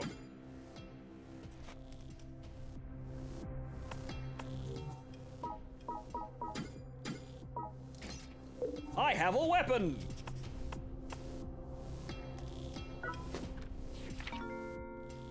Gear elements. There are 6 types of elements: slashing, blunt, piercing, fire, lightning, and poison. You can hold up to 2 types of weapons at the same time. It's important to pay attention to the type of armor the enemy is wearing and manage your weapons accordingly. Armor types. Armor has a defensive value that varies with type. It's important to pay attention to the enemy's weapon and switch accordingly. To some extent, yes, but just get good and have a really good weapon to bash through everybody's face. Let's go gambling! I should have said that at the mushroom shop, but...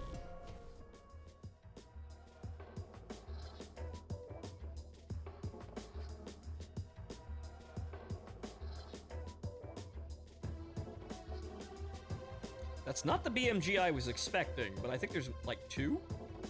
But I like the one of the escalator tracks.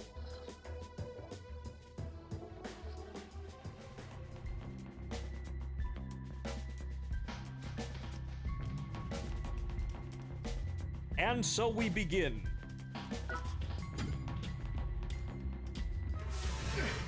Playing the game after, you know, almost an hour of fucking around trying to play the game.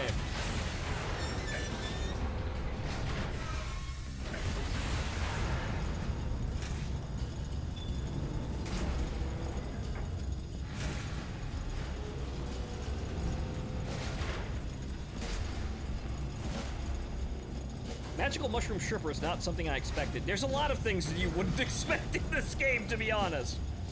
Though thankfully you only see this door opening animation once. Though once you see what's inside here, you'll kind of understand why. Look, there you are from before. The old you is nothing but a raging maniac now. You have to kill him before he kills you. Oh no! Oh no, my greatest enemy is myself. Well, fuck you, myself, I'm better. And that's how they do PvP.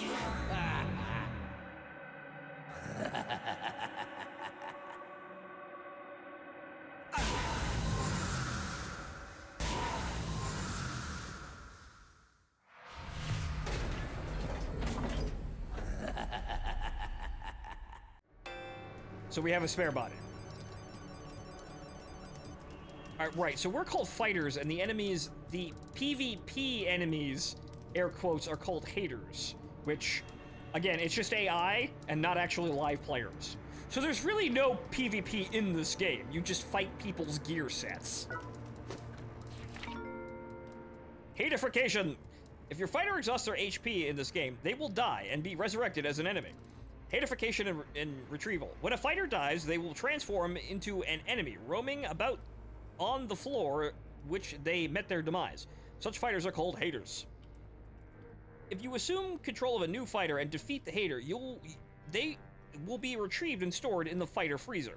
If you let them be and they defeat another player, the rewards will be sent to your rewards box. Yes, you could just make them landmines, effectively. Like, orange named enemies. All enemies with names displayed in orange are haters. They might be one of your haters or a hater that was once a different player. In either case, they are far stronger than most of the other enemies you will face. Watch out for them.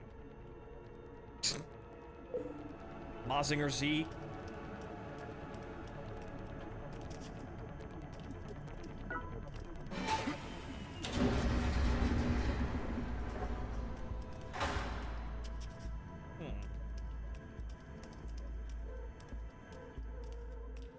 Yep.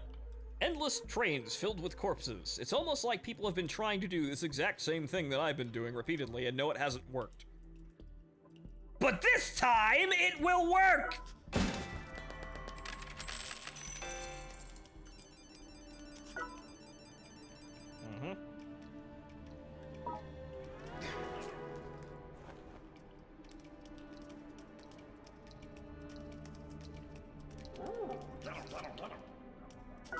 The fucking frogs. Those are back with, you know, beasts. They're, right, okay, these.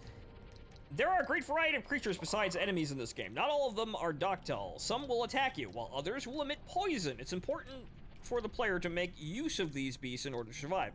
Controller. By pressing left, left down on the D-pad, you can crouch, and when you approach a beast in this stance, the capture beast icon will appear at the bottom center of the screen.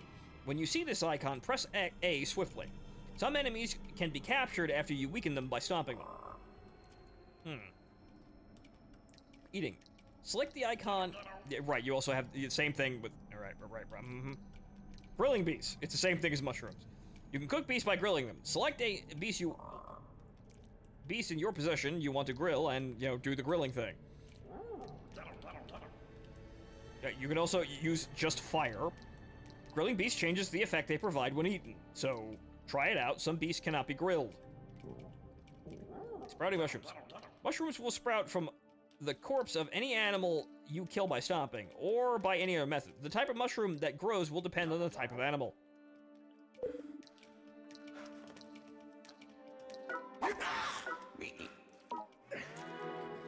Into my back pocket.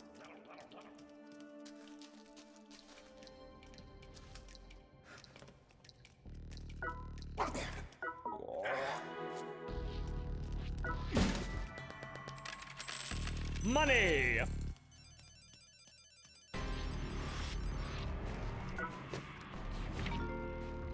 Mastery level. Controller. That's odd. If you defeat lots of enemies with a specific type of weapon, your mastery level with that weapon will go up. The maximum level is 20, and you'll unlock sub-moves that you can use with left bumper or right bumper, as well as new attacks and skill boosts. Acquiring ABP. ABP ability points will be awarded to the weapon which dealt the final damage in defeating an enemy. Once you accumulate a set number of points, your mastery level will increase. Mastery level is not dependent on fighter. The mastery level and ABP points acquired are shared between fighters. Even if you switch to a low-level fighter, you will still be able to deal attacks corresponding to your mastery level.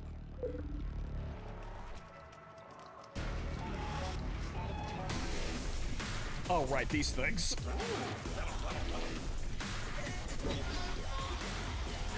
Here I am pressing the bumpers again like an idiot.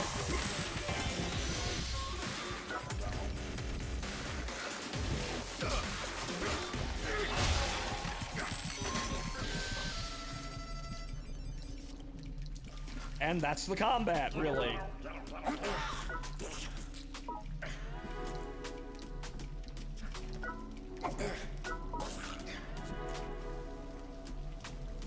Though, I should... Here, we still got plenty of space.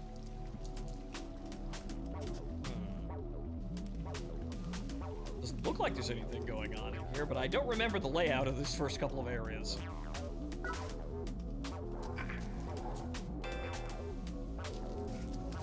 Ah, lore. Stamps.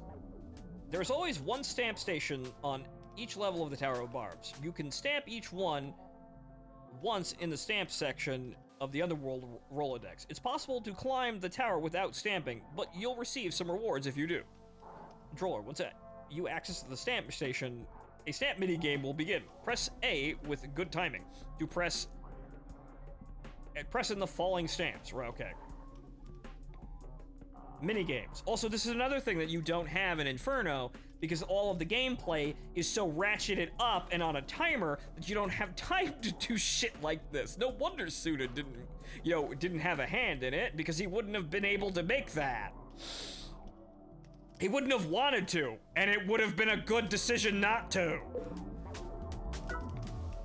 3, 2, 1. It's basically Guitar Hero.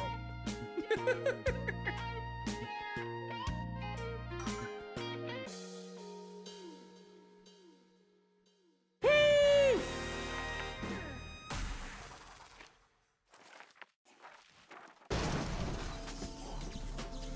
I pressed one button. Go me.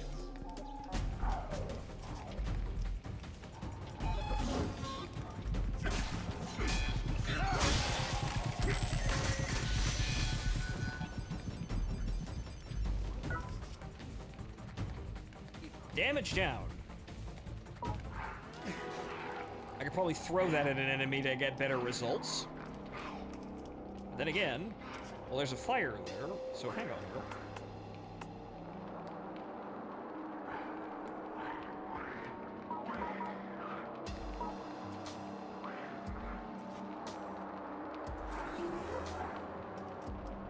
No, I can't crouch. Can't use that fire. Ah, yes, the box ambush.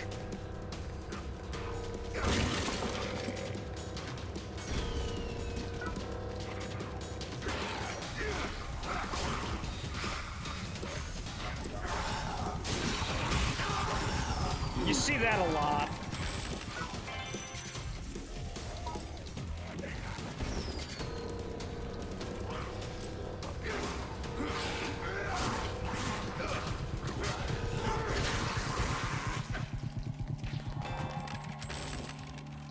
I'm tired.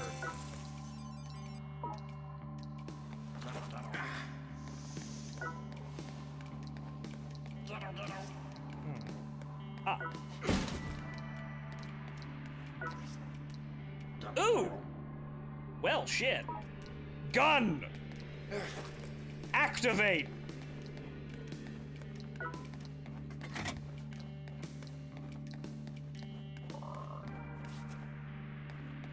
You have to open this. Or right, I can't.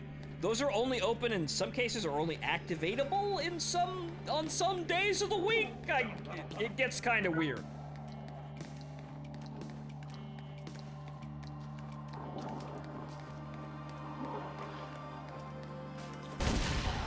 Whoa!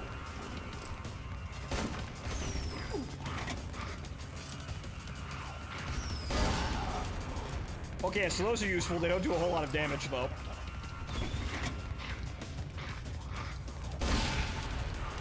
Yeah, so those are the explosive rounds.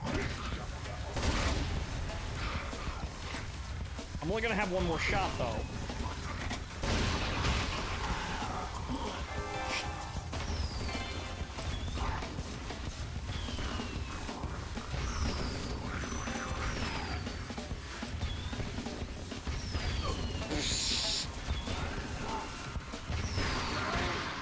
Here we are, a bunch of retarded kids throwing M80s at each other.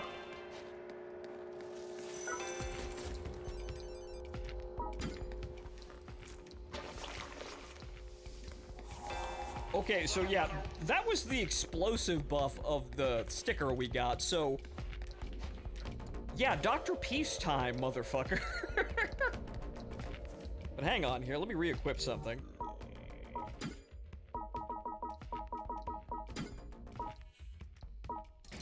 Alright, so we don't have any ammo for that, but I'm gonna keep that around.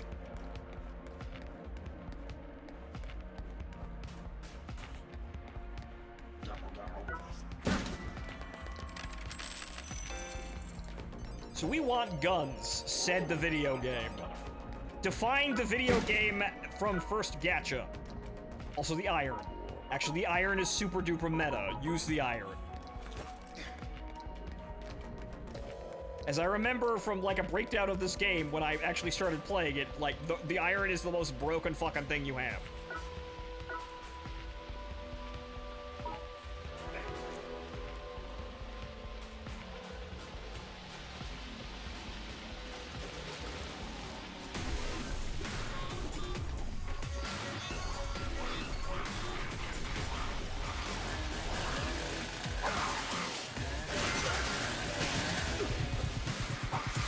Oh no.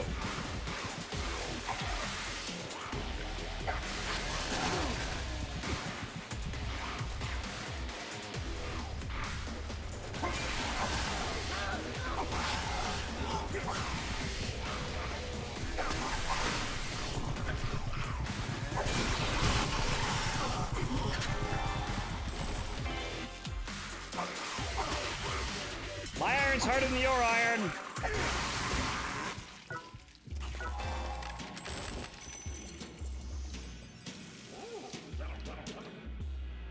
Okay, another iron, just in case we needed a third iron, a second iron. And a circular saw. Which, yeah, from what I remember, dual irons is the most bullshit meta thing you can do, and it will carry you through the entire fucking game.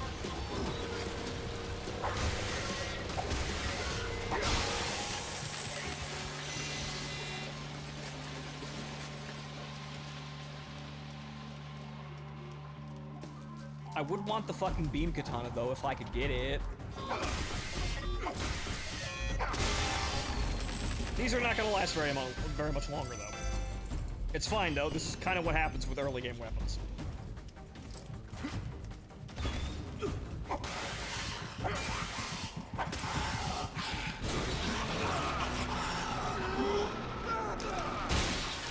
Oh, yeah.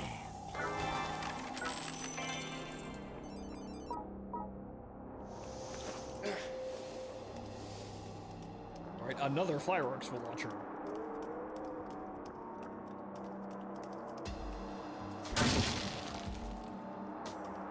The thing! There was something here. That was me and not an enemy behind me. Ooh! Acquired Twitter. Right, I can't use it yet. Requires more HP.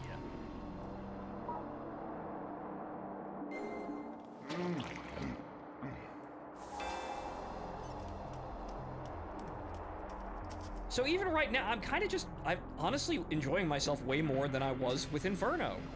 You see, the thing about this game is that it's kind of sketchy and it's a really lackluster Souls-like, but I can kind of just take it at my own pace too and just kind of enjoy it as I want to.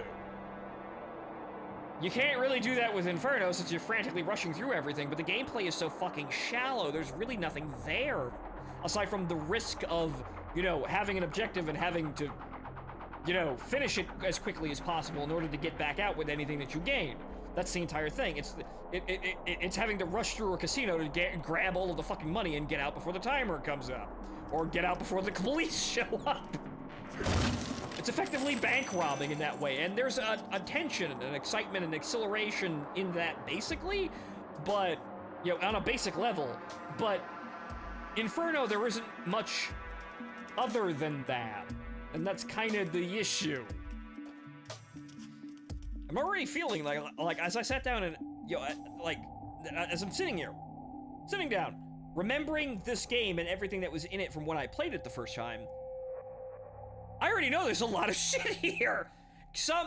there is, just, eventually you run out of shit to do, and basically what you're doing is you're just leveling up mastery levels until you unlock, basically, you perfect everything, and then that's basically it. You top out eventually. But everything has to end eventually, so obviously, there is an end to everything. But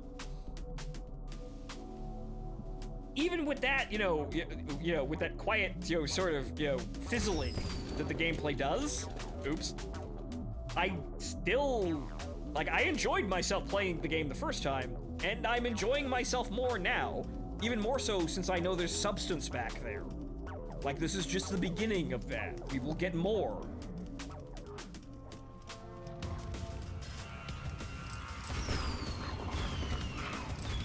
Whee!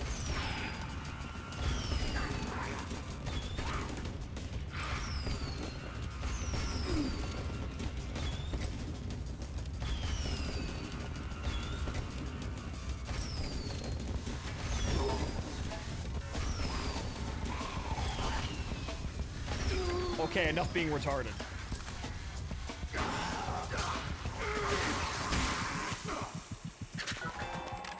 Oh, evidently I do have more rounds in the revolver, but I don't want to break it either. But I do need the crafting recipe in order to make that. So, guys, I might just stand Dr. Peace here. I mean, I'd fucking love to do that. I might just do that. I might just do dual revolvers, and with this, with the fucking temporary tattoo we got, those will actually be really good. All I have to do is back up and, stop firing for, in 5-second intervals, and I make people explode. Yeah, no, I'm gonna fucking do that. That sounds fucking rad.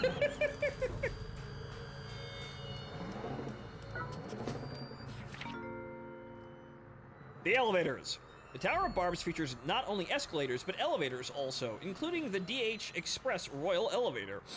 There is also a system of rare sub-elevators that run only between certain floors of the tower. For some information on DH Express, please read Barb's Bible Volume 2 about DH services. Well, we read that already. Getting on and off.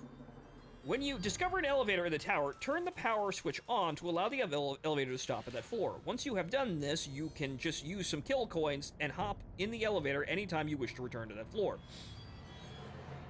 And yet, there's that stewardess.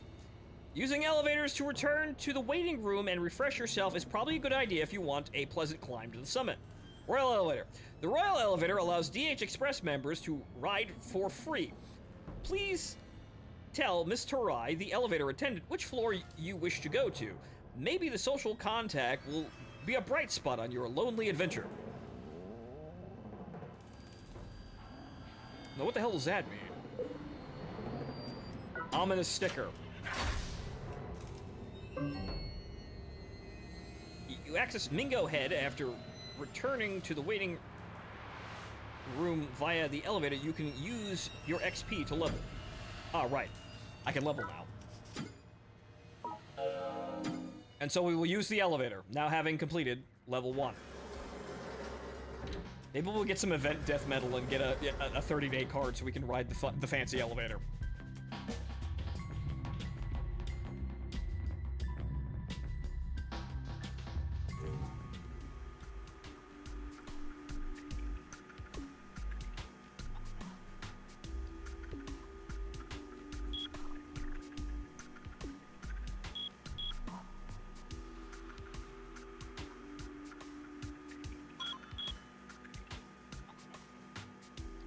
Wow, it's almost like you can see exactly where I stopped to read all the tutorial bubbles. Whee!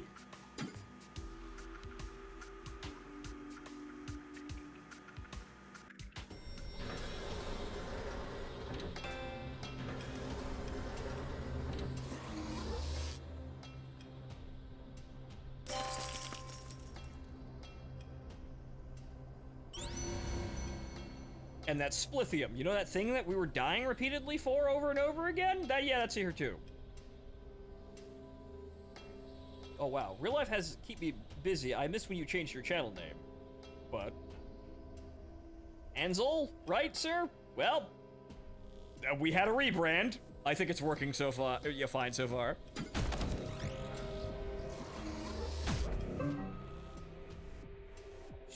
parameters using XP. I can't remember what was most important. However, I think dexterity is for guns, I think? I cannot remember, but more HP first off isn't bad.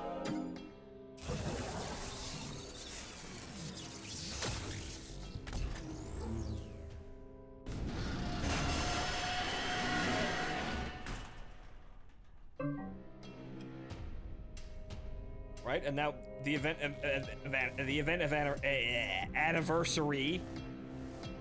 New items, Night Raiders. Okay.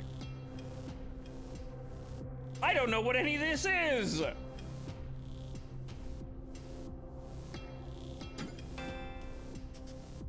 Okay, so that has to wait another 20 hours. Whoop-de-doo.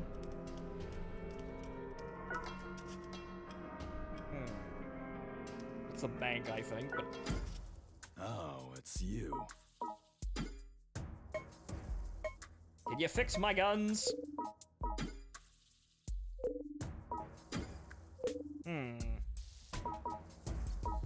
Guess not. I can't remember exactly how you do that, but I guess I just need... I need the blueprint for it.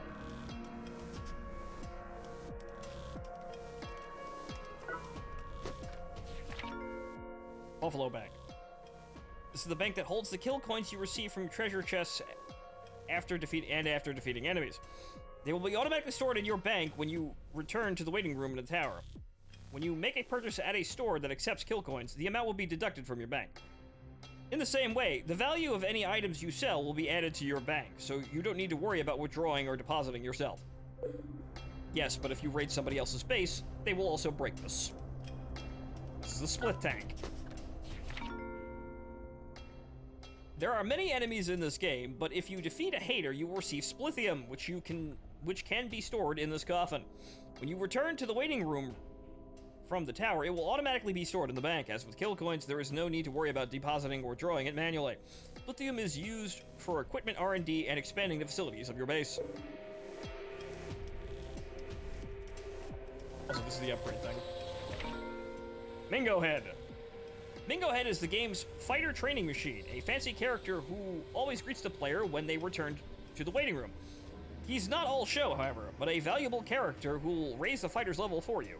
Experience, leveling up, get it, But you fighters max out all their stats, bring them to the Mingo Head to uncap them. Unlike normal level ups, uncapping requires bloodidium and deathroids, which we don't have yet, but we get later on. There's also the Tokyo Death Metro. Yes, we haven't got to that, but we need to actually level up before we partake in that. Because we will probably fight bots, but, you know, we have to kind of be prepared for that.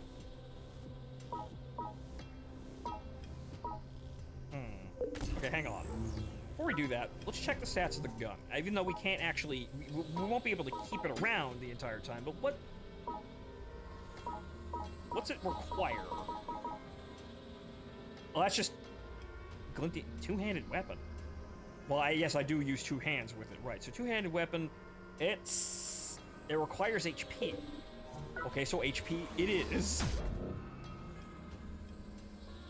Also, we could just do luck. Should've did all in on luck. That's typically my style. Crits are funny, but Lucky Ted is always, you know, my go-to style there.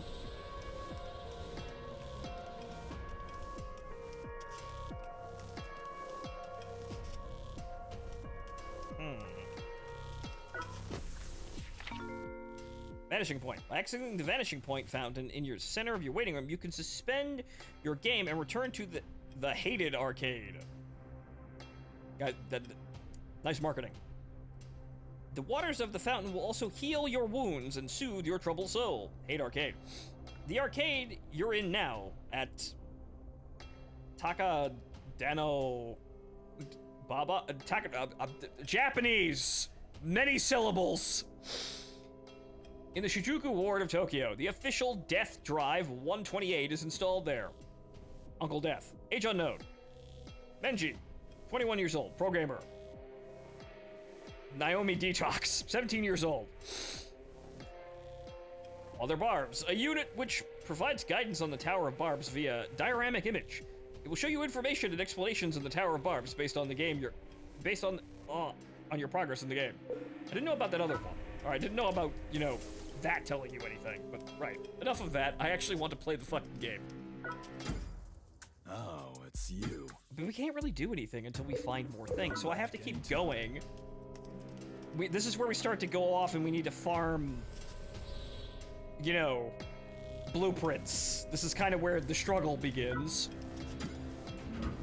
Okay, so we're gonna do the same floor again, but faster. Because that box that we picked up that good weapon in? Actually, no, we can't do that shit. I should probably just go back down now. And that's the track that I like. However, I didn't put everything in my fucking storage crate, so I still have it with me. Oops!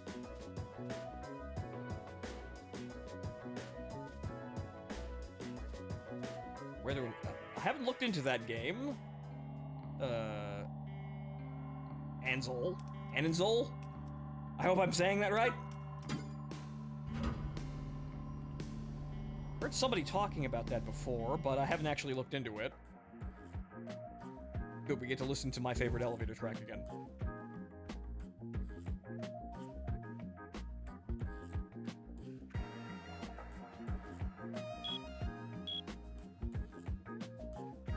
I went in and I instantly turned around.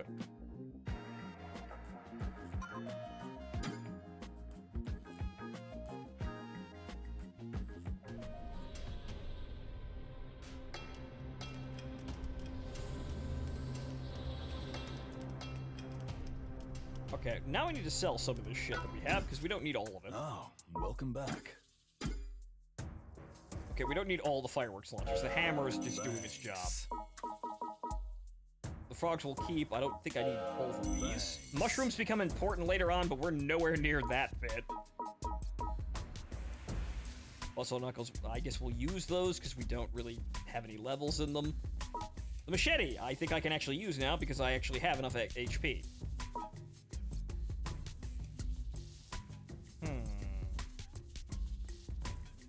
This only has one use, so doesn't matter. I don't think we're going to be using the fireworks launcher. It doesn't seem to be governed by the exploding perk that we have. Keep some of these on hand for backup, I suppose, and that's fine. Come back anytime.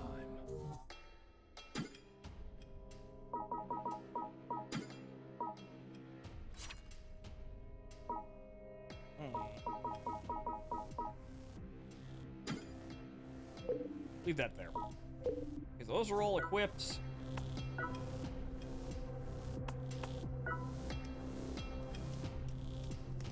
Now we need to go find some clothes.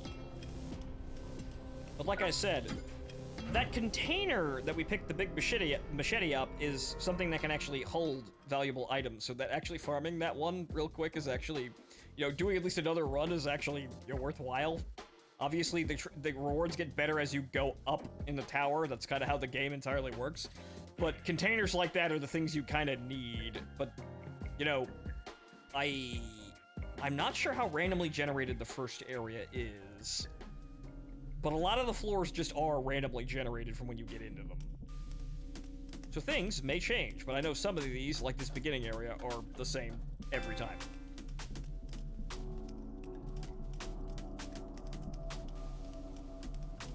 But now we're on an adventure for clothes.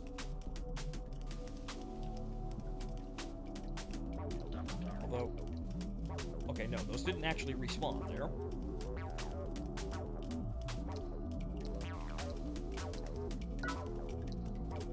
Ah, there's one. These move around. Money!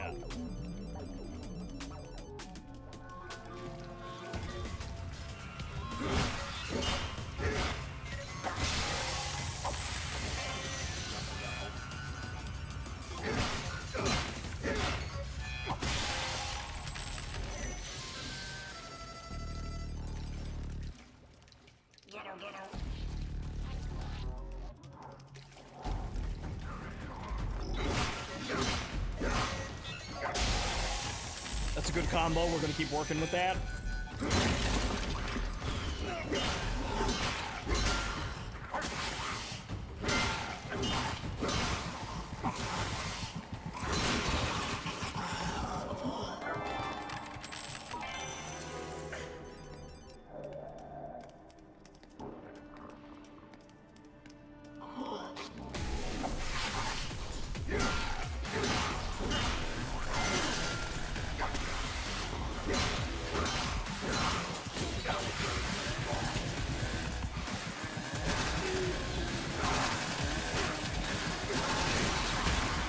weapon is your weapon, but better!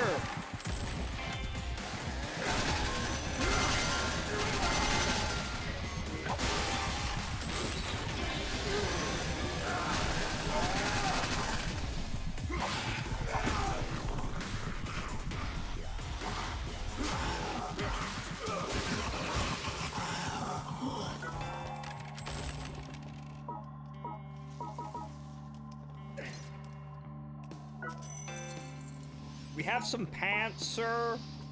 May we have some pants? I would like some pants, sir.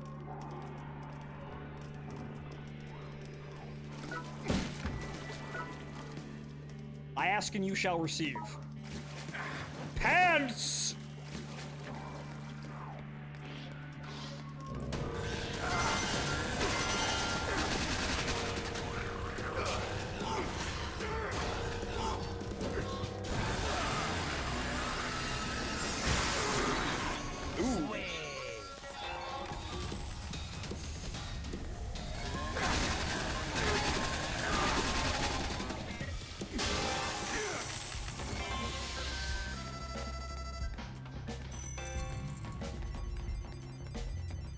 Is there anything else in here? No.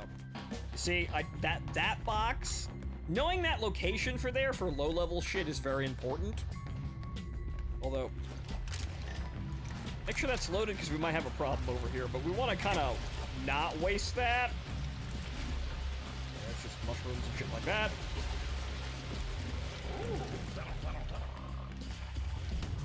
PvP combat.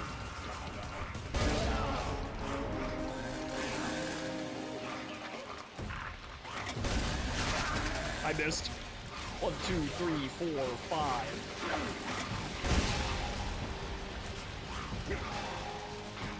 Or 5. Actually, nope. Too soon. It'd be nice if it told me when it was active. Oops.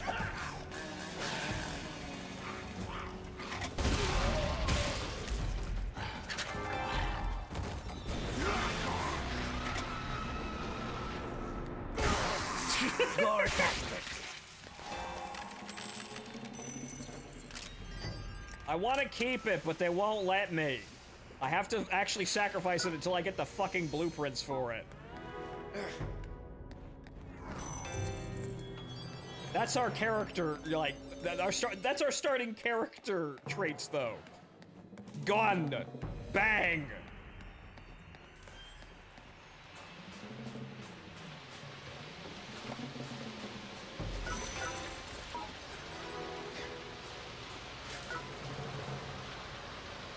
Tear gas. Right, you could throw those at people. We don't need to do that now, though.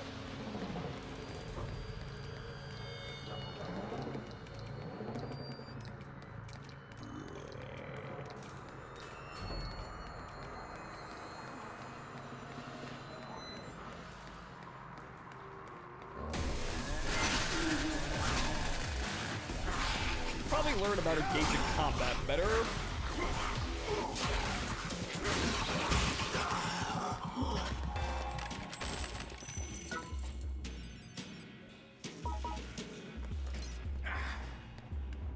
So this is kind of the shtick as you go through the game.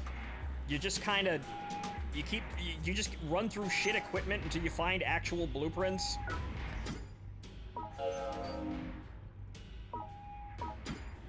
So go down to the waiting room and we'll use the elevator to come back up here and actually progress.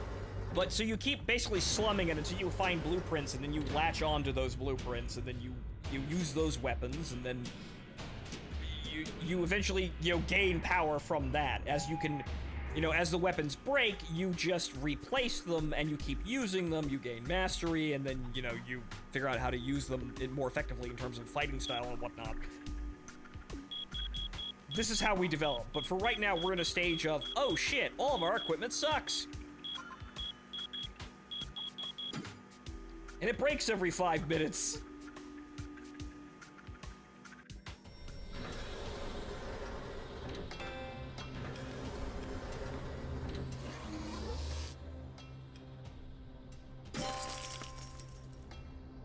See, we're not actually poor now. Not, you're permanently poor forever.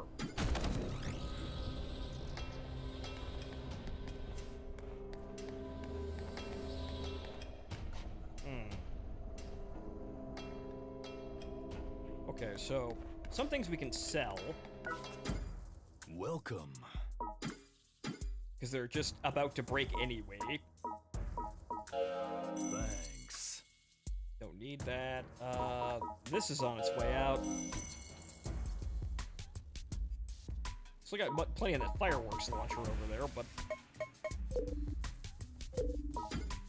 We have anything new? We got the bat. That's at least full. We have enough money to pay for that, so I might as well buy the bat to have a fully armed weapon.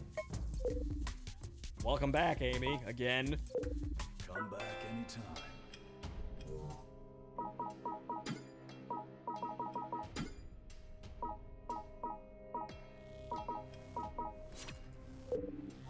Is that a two-handed weapon or a one-handed? It's one-handed. Right, okay. That should be workable.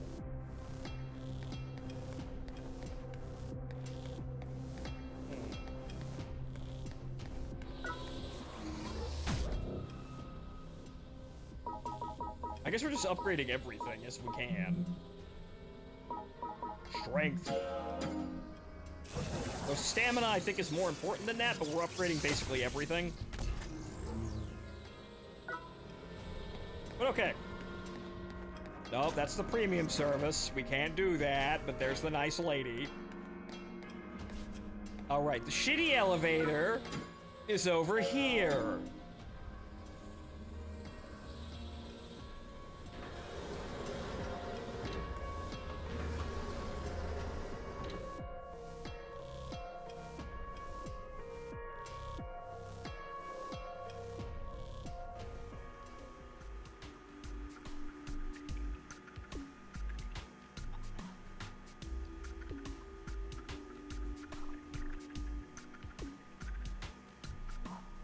I am a natural born and raised red-blooded American, and when I arrived for duty, they slapped a temporary tattoo of a cowgirl with a gun on my chest, because this is my destiny!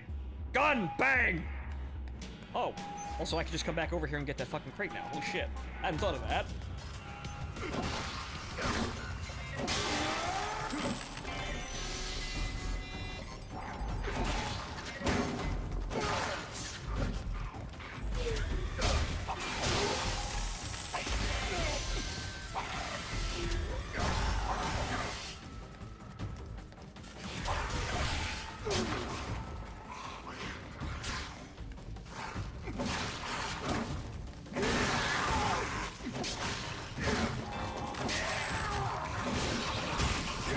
As you can see, though, just doing that, we wore down the durability of this weapon almost 25%, more or less.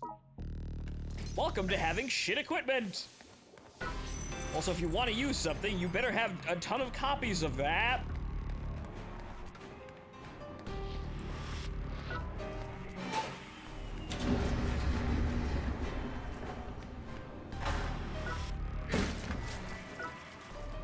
Iron! Which is actually really good, actually. It's only, like, halfway there, though. It's actually 25%, my god.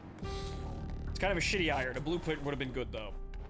Or decals for durability. That, too. I forgot about those.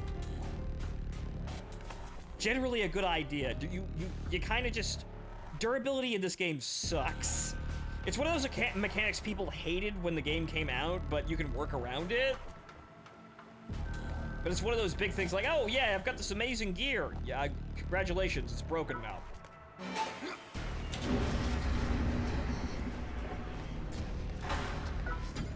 Next floor!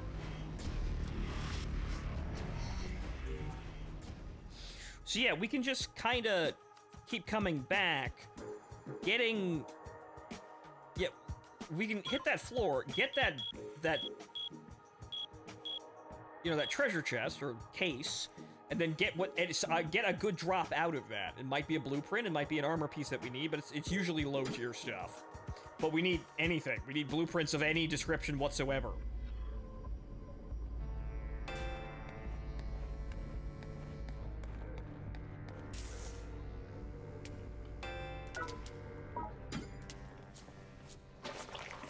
about time for a mushroom anyway.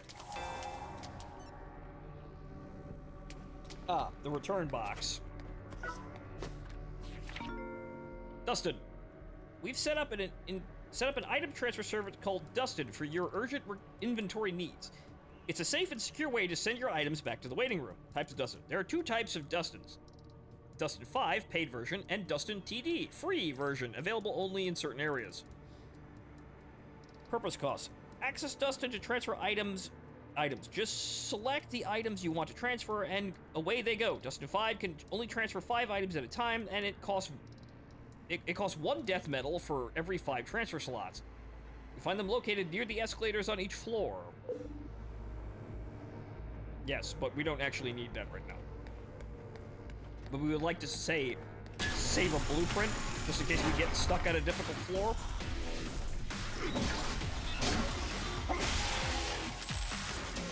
Oh no!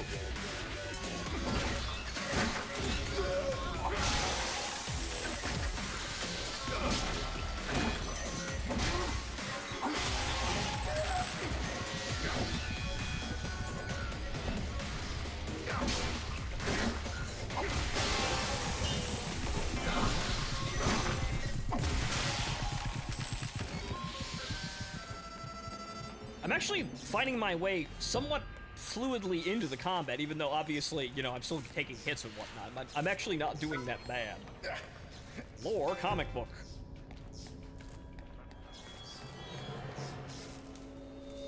Also, hang on here.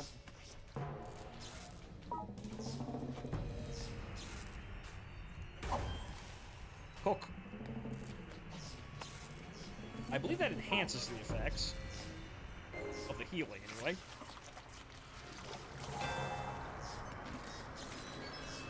I will now cook all frogs.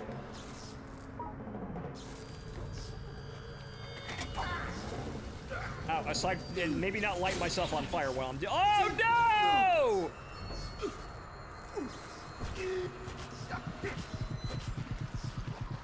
Guys, I burnt all of my clothes off. I burned my pants!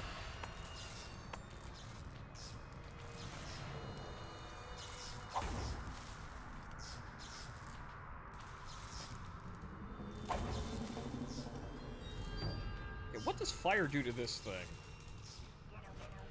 I don't actually know what it does to the defense mushroom. Damage down 50%. Oh, it makes it better! Things get better when you cook things. Whoa! Knowledge! Yes, it was nice having armor at all while it lasted.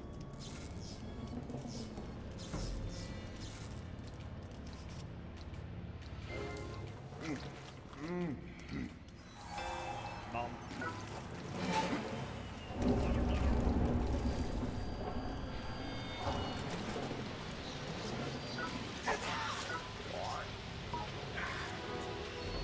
Refresh the frog supply.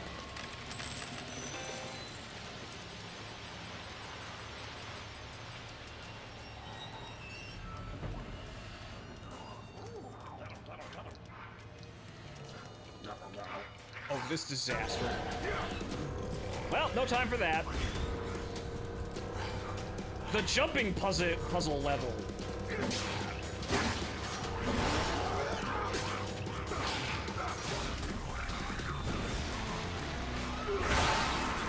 Donk! Nice one.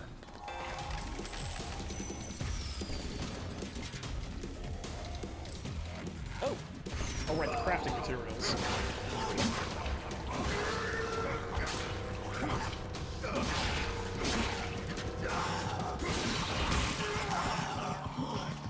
I forgot about these.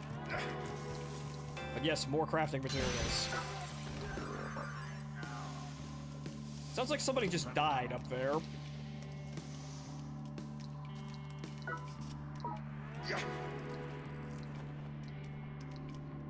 We're gonna need those for later. Aha!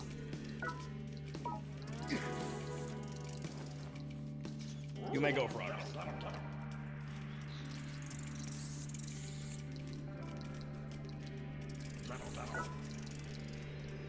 Well, I could sell it later. running out of inventory space, so we're gonna have to... Well, what am I saying? Running out of inventory space, I'm about to lose like 2 or 3 weapons in the next combat anyway. Right, X. I think there's a way to get over there. I'm not sure, but I... Oh. You just hop on it.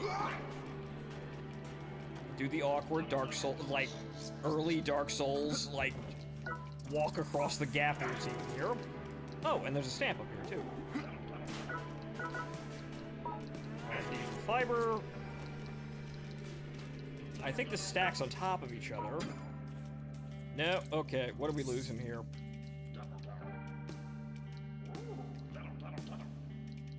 I suppose we could drop the bat, it's about to break anyway.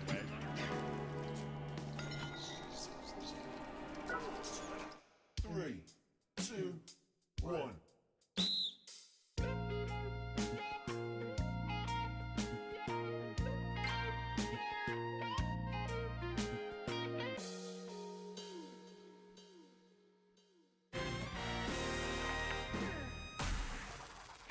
Whoa.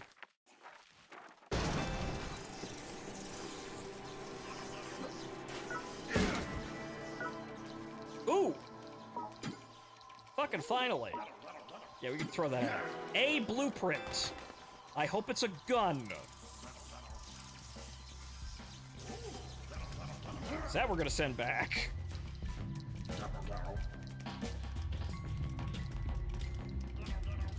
We're probably not going to die, but, well, might as well use the damn fucking quick machine. Because it is the free one.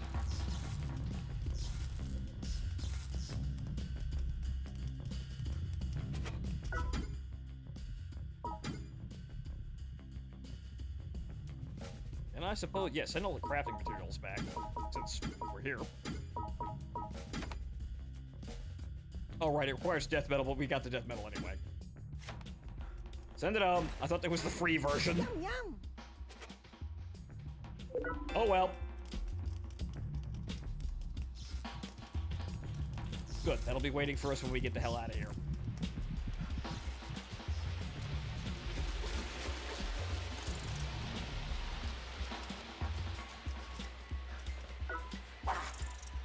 Rat.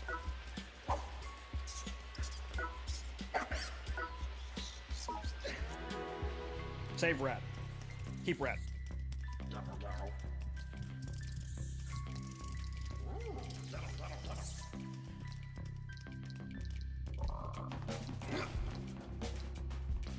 But I'm getting back into the swing of things, I feel like. Should probably get that stuff back, since I sent so much stuff away, though.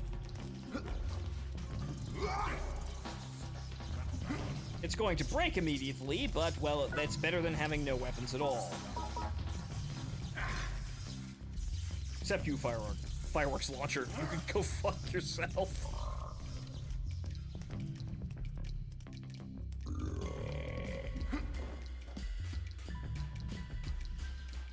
Onwards to the next stage. Which is going up a level.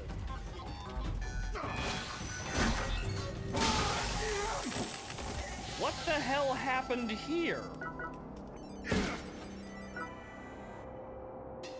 Oh. I'm not gonna need that for a while, but why the fuck was that? I guess that was a hater. Okay, and he dropped, R&D medals. That we'll need later for, more advanced weapons if we get the blueprints, but hey, okay.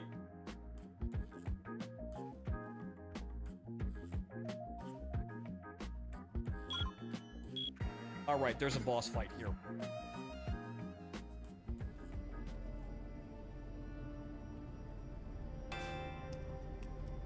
A hater got dropped by a fucking Mark 1. Yes, apparently it's getting that bad. This is... Doom Shroom, deadly poison. I could throw it at the enemy.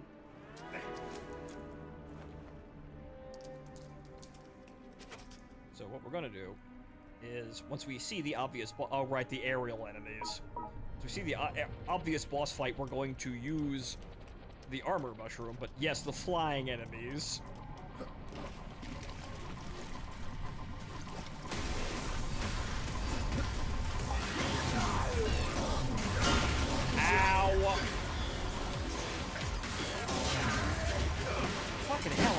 much of a bitch these things are.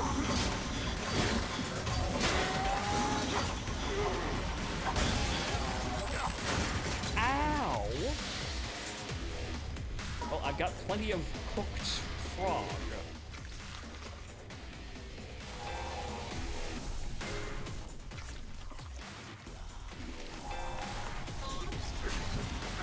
You had all that wind up and you still didn't get the hit on me. Failure!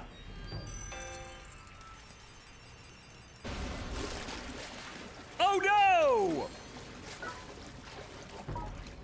Damn my insatiable quest for loot. I forgot about that gotcha.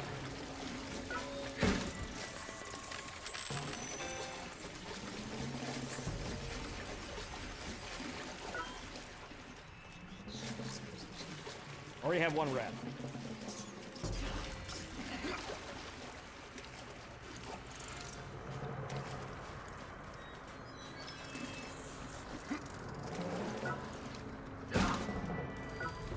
Ooh! Thank fucking God, more actual blueprints. Alright, we're getting somewhere.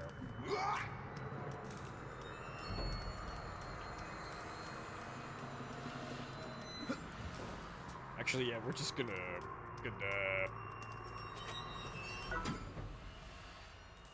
see here. That, and that, and that, and that, and that. So I have the death metal, why not? It's nice to get started. We will start having weapons.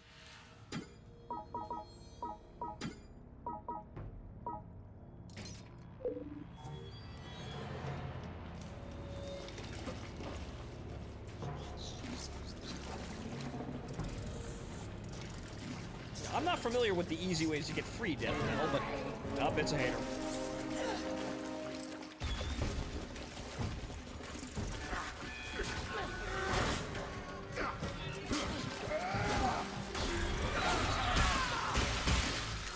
GG easy! You didn't... Well, actually you did drop something. Boom shroom? It's a grenade. But that's all you dropped? Really?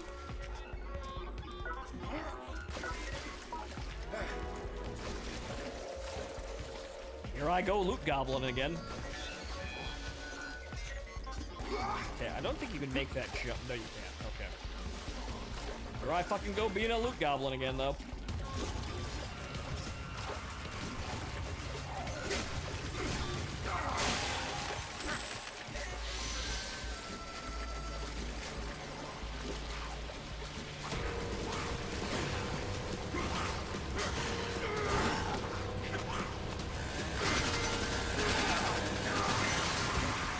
I wanted to press the left button, but you know what? That works too.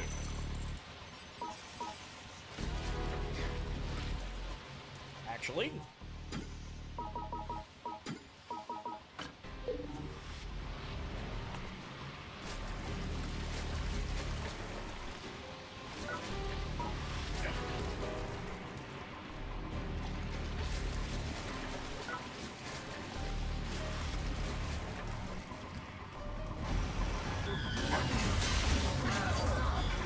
Right, yeah, the exposure frames for these guys are weird.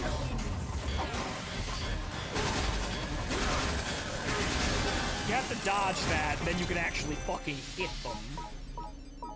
Once you can hit them, though, they're fairly easy to stun lock.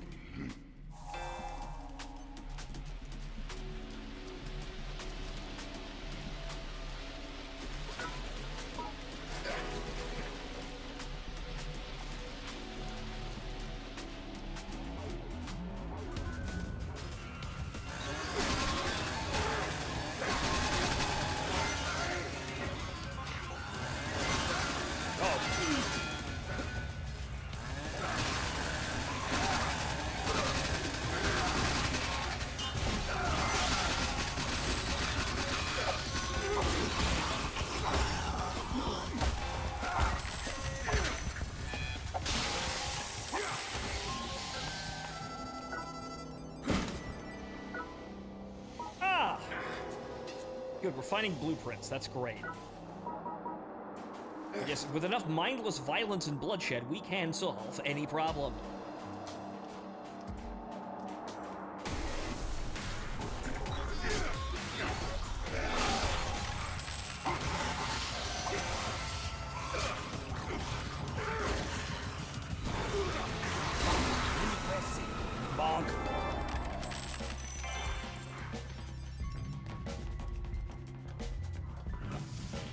wait, that's a trap.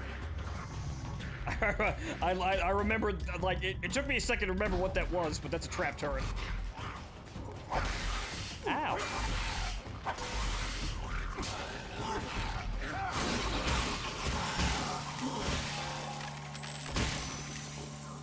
Do you have anything? Oh. I could use that. Do we have any healing? I don't, aside from the rat. The rat is the only healing item now. We will attempt to spare the rat until we have no other choice. That's another turret. I walked directly into the fucking thing, but they're not active right now, apparently.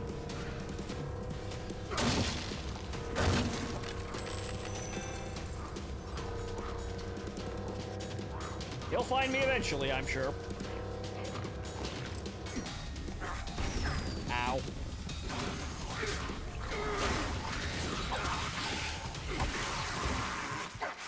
Punch. Well, back to the fireworks launcher. With the revolver in the backpack. Though granted, we may need that during the upcoming boss fight, because I remember there being one up here. So you know what? Let's keep that on hand.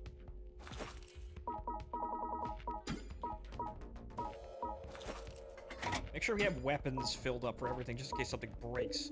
Though the pickaxe looks like it's... Yo, looks like it should hold together for a bit. This is a trap!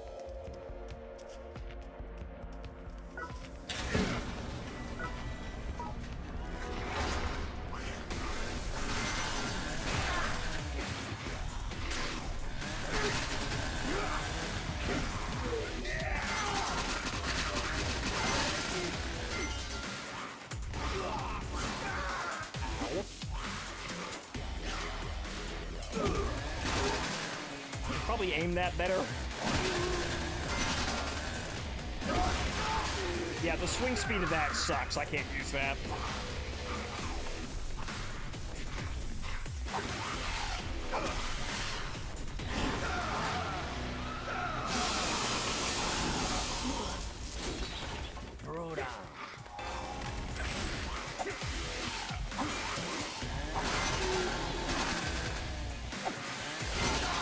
Oops. Moved away too quick.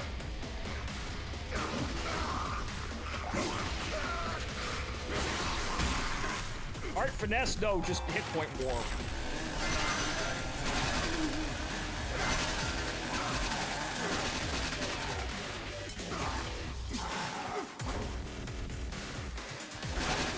Ow.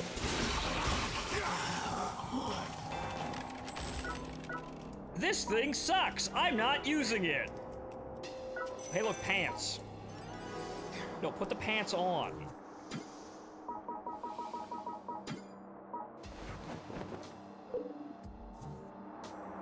Looks like we're gonna be relegated to fireworks launchers, though. And the inventory is full.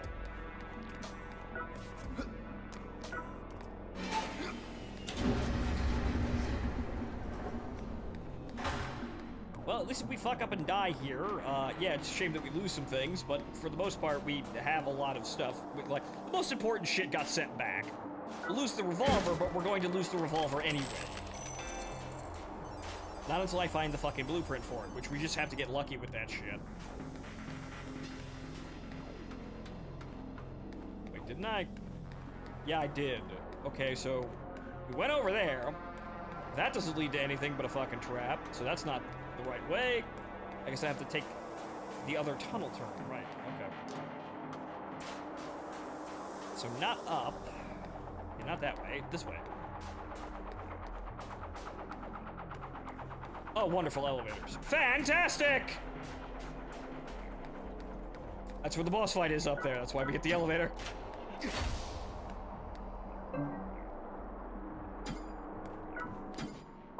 Back down.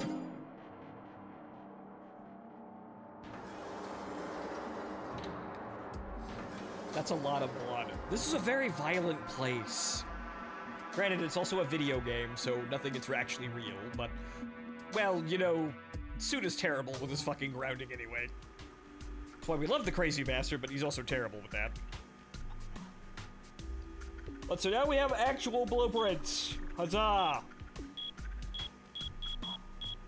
However, I think that's about it for this evening. So let's see what we got for blueprints. And though, if we come back and play Let It Die for, you know, shits and grins here, well, we're a gun build.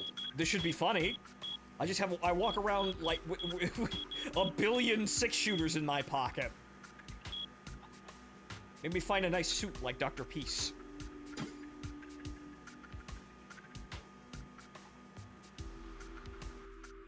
And my gimmick is I just attack every 5 seconds. Bang.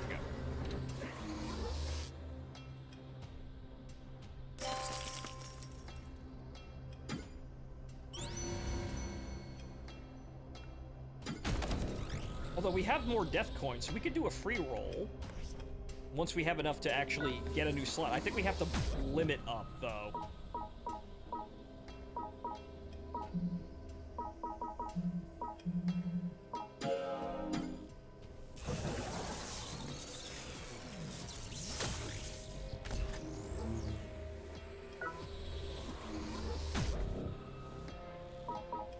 Okay, so yeah, we have to limit up here, and then we can probably unlock another decal slot because we only have one. Yeah, we still only have one. Some fighters start with 2, but you can upgrade those by leveling up. Okay, let's sell some shit in the inventory. Ah, good. Aha! Oh joy, I can make fireworks launchers. But we got 3 of those, remember?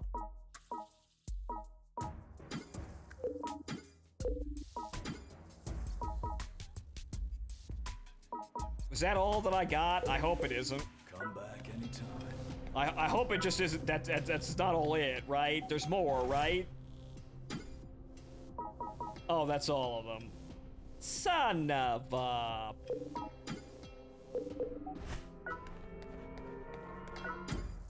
Oh, it's you. So, we've got the Buzzsaw Knuckles, the Metal Bat, which this seems incredibly scripted, but it's +1. Ooh. We need aluminum scraps, and we have iron scrap, which we have that, so we can actually make a buzzsaw. Reward box. Ah. Ah, right. Oh, right, I have to, you know, I have to empty my inventory real quick. But then again, I can just sell some of the shit, because I'm not gonna need all of it.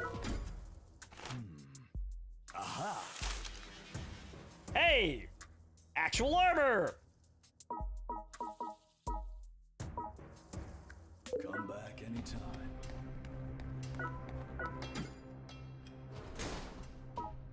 I can't see what's actually in them, though. Oh, right, blueprint. Okay, yep, and that's it.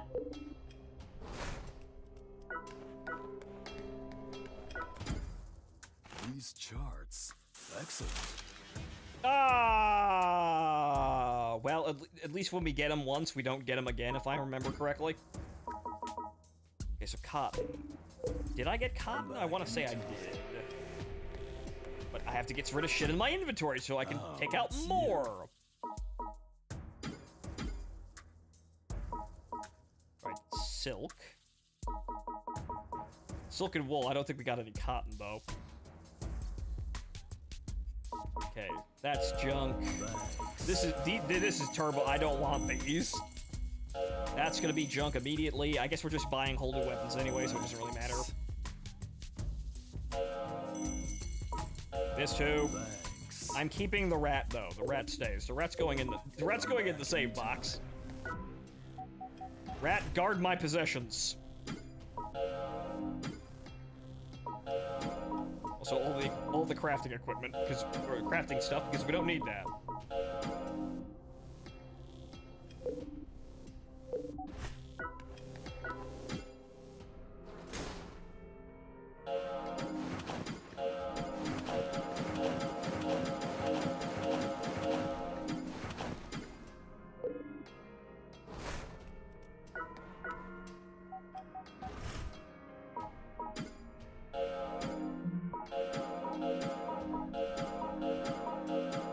Although, need one of those in order to make something, so hang on here. Wait, shouldn't it just stay because we have that? Shouldn't that just Welcome. not matter? Yes, it doesn't matter. Good. We can make a baseball bat. Actually, no, make the armor first. This one looks worthwhile. Okay, so... Nothing goes wrong under my watch.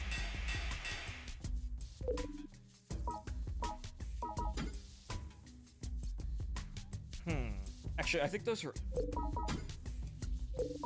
Well, I have to research them first to allow them in the shop, but I think... Oh, right, no, those were upgrades. These are upgrading the things in the shop, and this is... actually making it available, I think. Oh, it's you. Or not, because they're not available yet. Is that 1 hour? I hope it's not. It don't matter, though.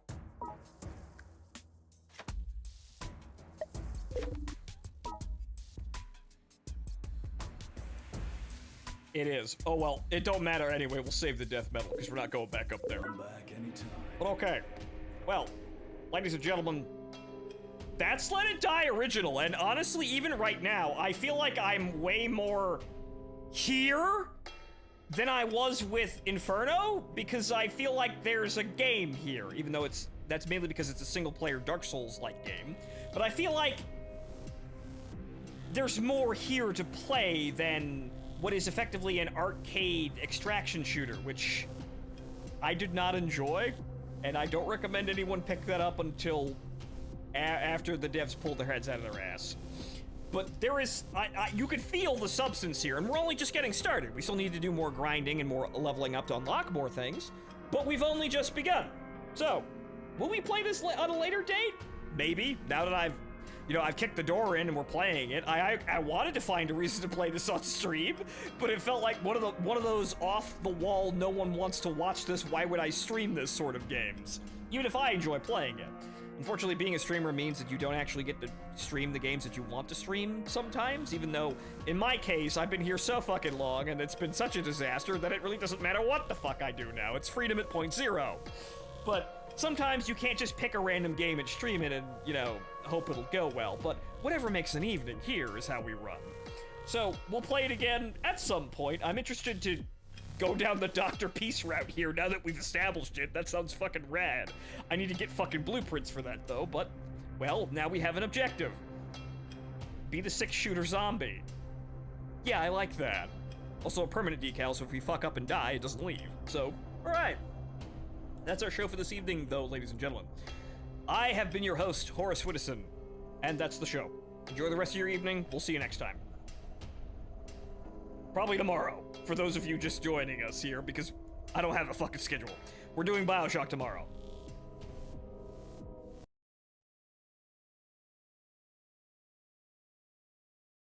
Ah, right, excuse me, I'll see myself out.